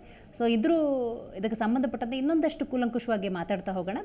ಆದಾಯಕ್ಕೆ ಸಂಬಂಧಪಟ್ಟಂತೆ ತೆರಿಗೆಗೆ ವಿಧಿಸಿರುವಂತಹ ದಂಡದ ಕುರಿತಂತೆ ಇವತ್ತು ನಾವು ಮಾತಾಡ್ತಾ ಇದ್ದೀವಿ. ಪ್ರಸಾದ್ ಅವರೇ, ನೀವು ತಿಳಿಸ್ಕೊಡ್ಬೇಕು, ಈ ಒಂದು ರೂಲ್ಸ್ ಏನು ಬಂದಿದೆ ಅದನ್ನು ನೀವು ಒಪ್ಕೊಳ್ತೀರಾ, ವಿರೋಧಿಸ್ತೀರಾ? ನಿಮ್ಮ ಅಭಿಪ್ರಾಯ ಏನು ಪ್ರಸಾದ್ ಅವರೇ? ಮೇಡಮ್, ನನ್ನ ಅಭಿಪ್ರಾಯ ಫಸ್ಟ್ ಏನಂದ್ರೆ, ಇದು ಸಾರ್ವಜನಿಕವಾಗಿ ಇನ್ಫಾರ್ಮೇಶನ್ ವೆಬ್ಸೈಟ್ ನಲ್ಲಿ ಕೊಡ್ಬೇಕು, ಯಾರಿಗೆ ಎಷ್ಟು ದಂಡ ವೇವ್ ಮಾಡ್ತಾ ಇದ್ದಾರಂತ. ಅದರಲ್ಲಿ ದೊಡ್ಡವ್ರು ಯಾರಿದಾರೋ 1 ಲಕ್ಷ ಮೇಲೆ ಪೆನಾಲ್ಟಿ ವೇವ್ ಮಾಡ್ತಾ ಇದ್ರು ಅದ ಏನು ವೇವ್ ಮಾಡೋದು ಬೇಡ, ಹ್ಮ್ ಬಡಗರಿಗೆ ಮಾತ್ರನೇ ವೇವ್ ಮಾಡಿ. ಹ್ಮ್ 31 ಜುಲೈ ಆದ್ಮೇಲೆ ಎಷ್ಟು ಕಲೆಕ್ಟ್ ಮಾಡಿದ್ರೆ ತೋರಿಸಿ, ಆವಾಗ ಗೊತ್ತಾಗುತ್ತೆ ನಮ್ಗೆ. ಟ್ರಾನ್ಸ್ಪರೆನ್ಸಿ ಮೇಂಟೈನ್ ಮಾಡ್ಬೇಕು. ದೊಡ್ಡವರು ವೇವ್ ಮಾಡ್ತಾ ಇದಾರ ಅಂತ ಗೊತ್ತಾಗತ್ತೆ ನಮ್ಗೆ.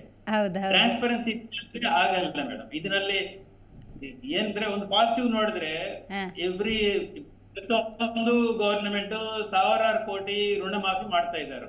ಹಾ ಅದ್ರಲ್ಲಿ ಇದೇನ್ ದೊಡ್ಡ ವಿಷಯ ಇಲ್ಲ ಅಮೌಂಟ್ ಬಗ್ಗೆ. ಹ್ಮ್ ಬಟ್ ಈಗ ಏನ್ ನೋಡ್ಬೇಕಂದ್ರೆ ಈ ವೇವಿಂಗ್ ಬಡಗರಿಗೆ ಚಿಕ್ಕ ಚಿಕ್ಕ ಮನೆಗಳಿಗೆ ಮಾತ್ರ ಮಾಡ್ತಾ ಇದ್ದಾರಾ, ಅಥವಾ 5 star hotels, tech park owners, ಈ ಮಾಲ್ಸ್ ಹಿಂಗೆಲ್ಲ ಅಲ್ಲೇ ಜಾಸ್ತಿ ಇರೋದು ಪ್ರಾಪರ್ಟಿ ಟ್ಯಾಕ್ಸ್, ಅದಕ್ಕೆ ಮೇಲೆ ಪೆನಾಲ್ಟಿನೂ ಜಾಸ್ತಿ ಅಲ್ಲೇ ಬರುತ್ತೆ. ಕರೆಕ್ಟ್. ಅವ್ರಿಗೆ ಬೆನಿಫಿಟ್ ಆಗ್ತಾ ಇದೆ, ಬಡಗರಿಗೆ ಬೆನಿಫಿಟ್ ಆಗ್ತಾ ಇದೆ ಗೊತ್ತಿರ್ಬೇಕು. ಅದು ಟ್ರಾನ್ಸ್ಪರೆಂಟ್ ಆಗಿ ಇರ್ಬೇಕು. ಇವತ್ತೇ ಅದು ವೆಬ್ಸೈಟ್ ನಲ್ಲಿ BBMP ವೆಬ್ಸೈಟ್ ನಲ್ಲಿ ಒಂದು ಲಿಸ್ಟ್ ಕೊಡಿ, ಯಾರು ನೋಡ್ತೀವಿ ಅಲ್ಲಿ. ನಾವಾಗ್ಲೇ ಮಾತಾಡ್ತಿದ್ವಿ ಪ್ರಸಾದ್ ಅವರೇ, ಇದು ಬಡವರಿಗೆ ಅಷ್ಟು ತಲೆ ಬಿಸಿ ಇಲ್ಲ, ಯಾವ ತೆರಿಗೆ ವ್ಯಾಪ್ತಿಲೂ ಅವ್ರು ಬರಲ್ಲ, ದಂಡ ಕಟ್ಟ ಪ್ರಮೇಯನೂ ಇಲ್ಲ. ಈ ಅಪ್ಪರ್ ಕ್ಲಾಸ್ ಇರ್ತಾರೆ, ಅವ್ರು ತೆರಿಗೆನೂ ಕಟ್ಟಲ್ಲ, ದಂಡನೂ ಹಾಕಿಸ್ಕೊತಾರೆ, ಅದನ್ನು ಕಟ್ಟಲ್ಲ. ಈ ಮಿಡ್ಲ್ ಕ್ಲಾಸಲ್ಲಿ ಇರ್ತಾರೆ ನೋಡಿ, ಅವ್ರ ಗೌರವಕ್ಕೂ ಹಂಚ್ತಾರೆ, ತೆರಿಗೆನೂ ಕಟ್ಟಬೇಕು, ದಂಡನೂ ಕಟ್ಟಬೇಕು, ಸಿಕ್ಕಾಕೊಂಡ್ಬಿಟ್ಟಿದ್ದಾರೆ ಅಂತ. ಅದಕ್ಕೋಸ್ಕರ ನಾನೇನ್ ಹೇಳ್ತಾ ಇದ್ದೆ ಅಂದ್ರೆ ಮೇಡಮ್, ಪೆನಾಲ್ಟಿ ಒಂದು ಯಾವ್ದೋ ಒಂದು ಅಮೌಂಟ್ ಇಟ್ಕೊಳ್ಳಿ, 50,000 1 ಲಕ್ಷ ಯಾವ್ದೋ ಒಂಥರ ಒಂದು amount, so that only middle class and below middle class only will be support. ಆ ಅಮೌಂಟ್ ಅದಕ್ಕೆ ಮೇಲೆ ಏನ್ ಪೆನಾಲ್ಟಿ ಇದೆಯೋ ಅದು ಮಾತ್ರ ಕಲೆಕ್ಟ್ ಮಾಡಿ, ಅದ್ರ ಕೆಳಗಡೆ ಏನಿದೆಯೋ ಚಿಕ್ಕ ಅಮೌಂಟ್ 5,000 10,000 ಅದನ್ನು ಕಲೆಕ್ಟ್ ಕಂಪ್ಲೀಟ್ ವೇವ್ ಮಾಡಿ. Right, got it. ಆವಾಗ 1,000 crore ಸಿಕ್ಕತ್ತೆ ಅವ್ರಿಗೆ. ರೈಟ್, ಗೊತ್ತಾಯ್ತು ರಾಘವೇಂದ್ರ ಅವರೇ. ಅದು ನನ್ನ ವಿಚಾರ. ರೈಟ್. ರೈತರು ದೆಹಲಿ ಚಲೋ ಅಂತ ಹೊರಟಿದ್ದಾರೆ. ಇಲ್ಲೇ ರೈತಾಪಿ ವರ್ಗ ಕಳಸತಿ ನೀವು ಸೇರಿದಂಗೆ ಹೋರಾಟ ಮಾಡಿದ್ರಿ ರೈತರಿಗೋಸ್ಕರ. ರೈತರ ಸಾಲ ಮನ್ನಾ ಅನ್ನೋ ಧ್ವನಿ ಎತ್ತಿದಾಗ ನಮ್ಮ ಸಚಿವರುಗಳು ಮಾತಾಡಿರೋ ಸ್ಟೇಟ್ಮೆಂಟನ್ನು ನೀವು ಗಮನಿಸಿರ್ತೀರಿ. ಆತ್ಮಹತ್ಯೆ ಅಂತ ಯಾಕೆ ದಾರಿ ಹಿಡ್ಕೋತಾರೆ ಅಂತ ಹೇಳಿದ್ರೆ ಅದ್ರಲ್ಲಿ ಪರಿಹಾರ ಸಿಗುತ್ತಲ್ಲ, ಆ ಪರಿಹಾರದ ಹಣಕ್ಕೆ ಆತ್ಮಹತ್ಯೆ ಮಾಡ್ಕೊಳ್ತಿರೋ ರೈತರು ಇದ್ದಾರೆ ಅನ್ನೋ ಸ್ಟೇಟ್ಮೆಂಟ್ ಕೊಡೋ ಸರ್ಕಾರ ರೈತರ ಹಿತ ಕಾಯಲ್ಲ. ರೈತರ ಹಿತಕ್ಕೆ ಏನು ಬೇಕೋ ಅದ್ರ ಬಗ್ಗೆ ಅಷ್ಟು ಪ್ಲ್ಯಾನ್ ಮಾಡಲ್ಲ. ಗ್ಯಾರಂಟಿ ಬೇರೆ ಘೋಷಣೆ ಮಾಡಿಬಿಟ್ಟಿದೆಯಲ್ಲ, ಪ್ರತಿಷ್ಠೆಗೆ ಬಿದ್ದುಬಿಟ್ಟಿದೆ, ಕೊಡಲೇಬೇಕು. ಹಾಗಾಗಿ ರಿಕವರಿಗೆ ಆದಾಯದ ಮೂಲ ಹುಡುಕ್ತಿದೆಯೇನೋ ಅಂತ. ಇಲ್ಲ, ನಿಜ. ಇವತ್ತು ನೋಡಿ, ಸಾವಿರಾರು ಕೋಟಿ ಮಾಡಿದಂಥ ವಿಜಯ ಮಲ್ಯ ಓಡೋದ್ರು, ಅವ್ರು ನೇಣಾಕೊಂಡಿಲ್ಲ. ನಾವು ರೈತರಿಗೆಲ್ಲ ಧೈರ್ಯ ಹೇಳೋದು ಅದನ್ನೇ, ನೋಡಪ್ಪ ವಿಜಯ ಮಲ್ಯ ನೋಡಿ ನೀವು ಧೈರ್ಯ ತಗೊಳ್ಳಿ. ಇವತ್ತು ಮತ್ತೊಂದು ಹೇಳಬೇಕು, ಸರ್ಕಾರದಲ್ಲಿ ರಾಜಕಾರಣಿಗಳು, ಬಲಾಢ್ಯ ಬಿಲ್ಡರ್ಗಳನ್ನ ಇವರ ನೋಡಿ ಧೈರ್ಯ ತಗೊಳ್ಳಿ. ಯಾಕೆಂದ್ರೆ 1 ಲಕ್ಷ 2 ಲಕ್ಷಕ್ಕೆ ರೈತರು ಆತ್ಮಹತ್ಯೆ ಮಾಡ್ಕೊಳ್ಳೋದಕ್ಕಿಂತ ಈ ರೀತಿ ಒಂದು ಏನ್ ವ್ಯವಸ್ಥೆ 50% ಕಡಿವಾಣ ದಂಡದಲ್ಲಿ ಹಾಕ್ತಾರಲ್ಲ, ಇದನ್ನೆಲ್ಲ ತಗೊಂಡು ರೈತರು ಪ್ರಶ್ನೆ ಮಾಡಬೇಕು. ಇವತ್ತು ಅವ್ರಿಗಾದ್ರೆ ಒಂದ್ ನ್ಯಾಯ, ನಮಗಾದ್ರೆ ಒಂದ್ ನ್ಯಾಯನ ಅಂತ. ಅದೇ ಯಾರೋ ಒಂದಿಷ್ಟು ಜನ ಮಿನಿಸ್ಟ್ರು ಮಾನ ಮರ್ಯಾದೆಲ್ದವ್ರು ಹೇಳಿದ್ರು, ರೈತರು ಆತ್ಮಹತ್ಯೆ ಮಾಡ್ಕೊಳ್ಳೋದೆ ಅವರು ಕೊಡೋ ಪರಿಹಾರ ಅನ್ನಕ್ಕೆ ಅಂತ. ಆದ್ರೆ ಅವನು ಕೂಳಿ ತಿಂತಿರೋದು ರೈತರಿಂದ. ಅದನ್ನ ಹೇಳ್ಬೇಕು. ಒಂದು ಅನ್ನ ಹಾಕಿ ಬಾಯಿಗೆ ಹಾಕ್ಬೇಕಾದಾಗ ಇದು ಯಾರು ಬೆಳೆದಿರೋ ರೈತರಪ್ಪ, ಅವ್ರು ಚೆನ್ನಾಗಿರ್ಲಿ ಅವ್ನ ಕುಟುಂಬ ಅಂತ ಹೇಳ್ಬೇಕು. ಅದನ್ನ ಬಿಟ್ಟು ಅವನ ಬಾಯಲ್ಲಿ ಈ ತರ ಇದೆ ಅಂದ್ರೆ ದುರ್ದೈವ ಏನಪ್ಪಾ ಅಂದ್ರೆ ಆ ತರ ಮುಖಂಡರನ್ನ ಮತ್ತೆ ಮತ್ತೆ ಆರಿಸಿ ಕಳಿಸ್ತಾರೆ. ಇವತ್ತು ಏನಾಗ್ಬಿಟ್ಟಿದೆ, ಸರ್ಕಾರಕ್ಕೆ ಚೆನ್ನಾಗಿ ಗೊತ್ತಿದೆ, ನಮ್ಮ ಡ್ರಾಮಾಗಳನ್ನ 6 ತಿಂಗಳು, ಎಲೆಕ್ಷನ್ಗಿಂತ 6 ತಿಂಗಳು ಮುಂಚೆ ಅವರು ಬರ್ತಾರೆ. ಸೋತೋಗಿರೋರು, ಗೆದ್ದಿರೋರು ಎಲ್ಲರೂ ಹಳ್ಳಿ ಕಡೆ ಬರ್ತಾರೆ. ಆ 6 ತಿಂಗಳಲ್ಲಿ ಅವ್ರದೆಲ್ಲ ಕೆಲವೊಂದು ಪುಡಾರಿಗಳನ್ನ ಇಟ್ಕೊಂಡಿರ್ತಾರೆ, ಅವ್ರನ್ನ ಜೈಕರ್ ಹಾಕೋದಕ್ಕೆ. ಅವ್ರು ಏನ್ ಮಾಡ್ತಾರೆ ಅಂದ್ರೆ ಎಲ್ಲರನ್ನ ಹಾದಿ ತಪ್ಪಿಸೋ ಕೆಲಸ ಮಾಡ್ತಾರೆ. ನೋಡಿ ಅಲ್ಲೆಲ್ಲೋ ಮಾಡಿದ್ರು, ಹಾಗೆಲ್ಲೋ ಇದನ್ನ ಮಾಡಿ, ಯಾವುದೋ ಒಂದು ಶಿವಮೊಗ್ಗ ಜಿಲ್ಲೆ ಅಂತ ಇಟ್ಕೊಳ್ಳಿ, ಯಾವುದೋ ಒಂದು ಸ್ಟೇಟ್ಮೆಂಟ್ ಬಂತು ಅಂದ್ರೆ, ಯಾವುದೋ ಒಂದು ಹೊಳೆ, ಒಂದು ವರ್ಧಾ ನದಿ ಅಂತ ಬಂತು ಅಂದ್ರೆ ಅದನ್ನ ಏನ್ ಮಾಡ್ತಾರೆ, ಇಡೀ ಶಿವಮೊಗ್ಗ ಜಿಲ್ಲೆಗೆ ಬಿಂಬಿಸ್ತಾರೆ. ಅದು ಎಲ್ಲಿ ಅಂತ ಇರಲ್ಲ, ಅಣೆಕಟ್ಟು ಅಂತ ಇರಲ್ಲ, ಅದನ್ನ ನಮ್ಮ ಅಭಿವೃದ್ಧಿ ಅಂತ ಹಂಚ್ತಾರೆ. ಈ ರೈತರುಗಳು ಹೌದು ನಮ್ಮಲ್ಲಾಗುತ್ತೆ ಅಂತಾರೆ. ಈ ಸಲ ಬಜೆಟ್ ಕಮ್ಮಿ ಇತ್ತು, ನಾವು ಪರಿಹಾರ ಇದನ್ನ ಬಿಟ್ಟಿ ಭಾಗ್ಯ ಕೊಡಕ್ ಆಗಿಲ್ಲ, ನನ್ನ ಮತ್ತೆ ಇನ್ನೊಂದ್ಸಲ ಆರಿಸಿ ಕಳಿಸಿ ಮುಂದಿನ ವರ್ಷ ಗ್ಯಾರಂಟಿ ಮಾಡ್ತಾರೆ ಅಂತ ಮತ್ತೆ ಆಶ್ವಾಸನೆ ಕೊಡ್ತಾರೆ. ಈ ರೀತಿಯಾಗಿ ಜನಗಳು ಸಹ ಇವತ್ತು ಎಚ್ಚೆತ್ತುಕೋಬೇಕು, ಯಾರು ಕೆಲಸ ಮಾಡ್ತಾರೆ, ಯಾರು ಕೆಲಸ ಮಾಡಲ್ಲ, ಹೇಗಿದೆ ನಮ್ಮ ವಾಸ್ತವ ಅಂತ ಹೇಳಿ. ಬೆಂಗಳೂರು ನಗರದಲ್ಲಿ ಇವರು ಏನು ತೆರಿಗೆನ ದಂಡವನ್ನ ಕಡಿತ ಮಾಡ್ತೇವೆ ಅಂದ್ರೆ ಇದು ತುಂಬಾ ಒಂದು ಎಲ್ಲೋ ಒಂದ್ ಕಡೆ ಅಪರಾಧದ ಕಡೆ ಎಳ್ಕೊಂಡು ಹೋಗುತ್ತೆ. ದಂಡ ಅಂದ್ರೆ ಅಪರಾಧ ಮಾಡೋರಿಗೆ ಮತ್ತೆ ನೀವು ಕಡಿತ ಮಾಡ್ತೇವೆ ಅಂದಾಗ ಮತ್ತಷ್ಟು ಅಪರಾಧ ಮಾಡೋದಕ್ಕೆ ನೀವು ಹಾದಾರಿ ಮಾಡಿಕೊಟ್ಟಂಗೆ ಆಗುತ್ತೆ. ರೈಟ್. ರಾಘವೇಂದ್ರ ಅವರೇ, ನೀವು ತಿಳಿಸ್ಬೇಕು. ತಾಯ್ನಾಡು ರಾಘವೇಂದ್ರ ಅವರು, ಪ್ರಸಾದ್ ಅವರು ಒಂದು ಪಾಯಿಂಟ್ ಅನ್ನು ಹೇಳಿದ್ರು, ಟ್ರಾನ್ಸ್ಪರೆನ್ಸಿ ಮೇಂಟೈನ್ ಮಾಡಲಿ, ಆ ಲಿಸ್ಟ್ ನಮಗೆ ಗೊತ್ತಾಗಬೇಕು ಅಂತ. ಅದನ್ನು ಮೇಂಟೈನ್ ಮಾಡುತ್ತೆ ಅಂತ ಅನ್ಸುತ್ತಾ ಮೇಡಮ್? ಈಗ ಅದೇ ಈಗಿರೋ ಟೈಮಲ್ಲಿ ನಾನು ಓದ್ತಾ ಇದ್ದೆ, ಈ ಈ ಆ್ಯಕ್ಟಲ್ಲಿರುವಂತಹ 144ನೇ ಪ್ರಕರಣ ತಿದ್ದುಪಡಿ ಏನು ಹೇಳುತ್ತೆ ಅಂದರೆ, ಸ್ವಂತ ಅಧಿಭೋಗದ ಮತ್ತು 300 ಚದರ ಅಡಿಗಿಂತ ಕಡಿಮೆ ಪ್ರದೇಶವನ್ನು ಹೊಂದಿರುವ ಗುಡಿಸಲುಗಳು ಬಡವರಿಗಾಗಿ ಬಡವರಿಗಾಗಿ ನಿರ್ಮಿಸಿದ ಸರ್ಕಾರಿ ಮನೆಗಳು, ಕರ್ನಾಟಕ ಕೊಳಚೆ ಮೇಲ್ಪಟ್ಟು ಮಂಡಳಿ ಮತ್ತು ಬೃಹತ್ ಬೆಂಗಳೂರು ಮಹಾನಗರಪಾಲಿಕೆಯಿಂದ ಕೊಳಚೆ ಪ್ರದೇಶವೆಂದು ಘೋಷಿಸಲಾದ ಮನೆಗಳಂತಹ ವಾಸದ ಸ್ವತ್ತುಗಳಿಗಾಗಿ ಯಾವುದೇ ದಂಡವನ್ನು ಪಾವತಿಸುವಂತಿಲ್ಲ. ಈ ರೀತಿ ಸ್ಲ್ಯಾಬ್ಗಳನ್ನ ಹಾಕಿದ್ದಾರೆ. ಗೊತ್ತಾಯ್ತು. ಸೊ ಈ ರೀತಿ ಸ್ಲ್ಯಾಬ್ಗಳ ಮೇಲೇನೆ ನಡೆಯುತ್ತೆ. ಅಂದ್ರೆ ದೊಡ್ಡ ದೊಡ್ಡ ಮಾಲ್ಗಳು ಜಾಸ್ತಿ ದಂಡನೆ ಕಟ್ಟಬೇಕು, ಚಿಕ್ಕ ಚಿಕ್ಕ ಮನೆಗಳು ಜಾಸ್ತಿ ದಂಡ ಕಟ್ಟಂಗಿಲ್ಲ ಅಂತ ಹೇಳ್ಬಿಟ್ಟು ಅವರು ಸಹ ಜನಸ್ನೇಹಿ ಇದನ್ನು ಮಾಡಿದ್ದಾರೆ ಅಂತ ಅನಿಸ್ತಾ ಇದೆ. ಮೊದಲನೇ ಮೇಲ್ನೋಟಕ್ಕೆ ಕಂಪ್ಲೀಟ್ ನೋಡಿದಾಗ ಇದು ಸಿಗುತ್ತೆ. ಟ್ರಾನ್ಸ್ಪರೆನ್ಸಿ ಮೇಂಟೈನ್ ಮಾಡಲೇಬೇಕು ಮೇಡಮ್. ಈಗ ಬೇರೆಯವರು ಎಷ್ಟೆಷ್ಟು ಇದು ಮಾಡ್ತಾರೆ ಅಂತ ಹೇಳ್ಬಿಟ್ಟು ಯಾವುದೇ ರೀತಿ ಯಾರ ಹತ್ರನೂ ಇಲ್ಲ, ವೆಬ್ಸೈಟ್ ಅಲ್ಲೂ ಇಲ್ಲ, ಏನೂ ಇಲ್ಲ. ಅಟ್ಲೀಸ್ಟ್ ಈ ಸ್ಲ್ಯಾಬ್ಗಳಲ್ಲಿ ಇಷ್ಟಿಷ್ಟು ದಂಡ ಪಾವತಿ ಮಾಡಲೇಬೇಕು. ಇವಾಗ ಗುಡಿಸಲುಗಳಿಗೆ ಇವ್ರಿಗೆಲ್ಲಾನು ದಂಡನೆ ಇಲ್ಲ ಅಂತ ಹೇಳೋದು ತುಂಬಾ ಖುಷಿ ವಿಚಾರ. ಅಟ್ಲೀಸ್ಟ್ ಬಡವರುಗಳಿಗೆ ಒಂದಿದಾಯ್ತು ಅಂತ ಹೇಳ್ಬಿಟ್ಟು. ಅದೇ ರೀತಿ ದೊಡ್ಡ ದೊಡ್ಡ ಮಾಲ್ಗಳಿಗೆ, ದೊಡ್ಡ ಇದಕ್ಕೆ ಯಾವ ರೀತಿ ದಂಡ ವಿಧಿಸಿದ್ದಾರೆ ಅನ್ನೋ ಟ್ರಾನ್ಸ್ಪರೆನ್ಸಿ ಅನ್ನೋದು ಮೇಂಟೈನ್ ಮಾಡಲೇಬೇಕು. ಆ ಟ್ರಾನ್ಸ್ಪರೆನ್ಸಿ ಅನ್ನೋದು ಬಹಳಷ್ಟು ಇನ್ನು ಸರ್ಕಾರದಲ್ಲಿ ಇನ್ನೂ ಅದು ಚಾಲ್ತಿಲ್ ಬಂದಿಲ್ಲ. ಮುಂದಿನ ದಿನದಲ್ಲಿ ಚಾಲ್ತಿಲ್ ಬರಬೇಕು, BBMP ಚಾಲ್ತಿಲ್ ಬರಬೇಕು. ರೈಟ್. ಪ್ರಸಾದ್ ಅವರೇ, ಈಗ 50% ರಿಯಾಯಿತಿ ಕೊಟ್ಟಿದ್ದಾರಲ್ಲ, ಇನ್ಮೇಲಾದ್ರೂ ಕಟ್ತಾರೆ ಅಂತ ಅನ್ಸುತ್ತಾ ಈ ತೆರಿಗೆ ದಂಡ ಉಳಿಸ್ಕೊಂಡವರು? ಅದು 5 ವರ್ಷದಿಂದ 7 ವರ್ಷ 10 ವರ್ಷದಿಂದ ಕಟ್ತಾನೆ ಇಲ್ಲ. ಈಗಲೂ ಒಂದು ಕಟ್ತಾ ಇರೋದು ಚಾನ್ಸೇ ತುಂಬಾ ಕಮ್ಮಿ. ಅದು 50% 10% ಕಟ್ಬೋದು. ಇನ್ನೊಂದು ಇಂಪಾರ್ಟೆಂಟ್ ವಿಷಯ ಮೇಡಮ್, ಇದು ದಂಡ ಯಾಕೆ ಅಕ್ರಮ ಸಕ್ರಮಕ್ಕೆ ದಂಡ ಚಾರ್ಜ್ ಮಾಡ್ತಾ ಇದಾರ, ಪ್ರಾಪರ್ಟಿ ಟ್ಯಾಕ್ಸ್ ಪೇ ಮಾಡಿಲ್ಲ ಅದಕ್ಕೆ ಮಾತ್ರನೇ ದಂಡ ಇದೆಯಾ ಅಂತ ಅದೊಂದು ನೋಡ್ಬೇಕು. ರೈಟ್. ಓಕೆ. ಕಾರ್ಯಕ್ರಮದಲ್ಲಿ ತಾಯ್ನಾಡು ರಾಘವೇಂದ್ರ ಅವರು, ಪ್ರಸಾದ್ ಅವರು, ರಾಘವೇಂದ್ರ ಅವರು ಭಾಗಿಯಾಗಿದ್ದಕ್ಕಾಗಿ ಧನ್ಯವಾದಗಳು. ಸೊ ಒಟ್ಟಾರೆ ತೆರಿಗೆ ಅಂದ ಸಂದರ್ಭದಲ್ಲಿ ತೆರಿಗೆಯನ್ನು ಯಾರೆಲ್ಲ ಪಾವತಿ ಮಾಡಿರೋದಿಲ್ಲ, ಆ ಪಾವತಿ ಮಾಡಿರದ ಸಂದರ್ಭದಲ್ಲಿ ದಂಡ ಅಂತ ವಿಧಿಸಲಾಗಿರುತ್ತೆ. ಆ ದಂಡವನ್ನು ಹಲವಾರು ವರ್ಷಗಳಿಂದ ಕೆಲವರು ಕಟ್ಟಿರೋದಿಲ್ಲ. ಆ ದಂಡದಲ್ಲಿ 50% ರಿಯಾಯಿತಿಯನ್ನು ಕೊಡಲಾಗಿದೆ. ದಯವಿಟ್ಟು ಈಗಲೂ ಯಾರೆಲ್ಲ ದಂಡವನ್ನು ಉಳಿಸ್ಕೊಂಡಿದ್ದೀರಿ ಆದಷ್ಟು ಬೇಗ ಕಟ್ತೀರಾ ಇಲ್ವಾ ಅಂತ ಕಾದು ನೋಡೋಣ ಅಂತ ಹೇಳ್ತೀವಿ. ಇವತ್ತಿನ ಕಾರ್ಯಕ್ರಮವನ್ನು ಮುಗಿಸೋಣ. ನೋಡ್ತಾ ಇರಿ ಜಿ ಕನ್ನಡ ನ್ಯೂಸ್, ಸತ್ಯವೇ ಸುದ್ದಿಯ ಜೀವಾಳ.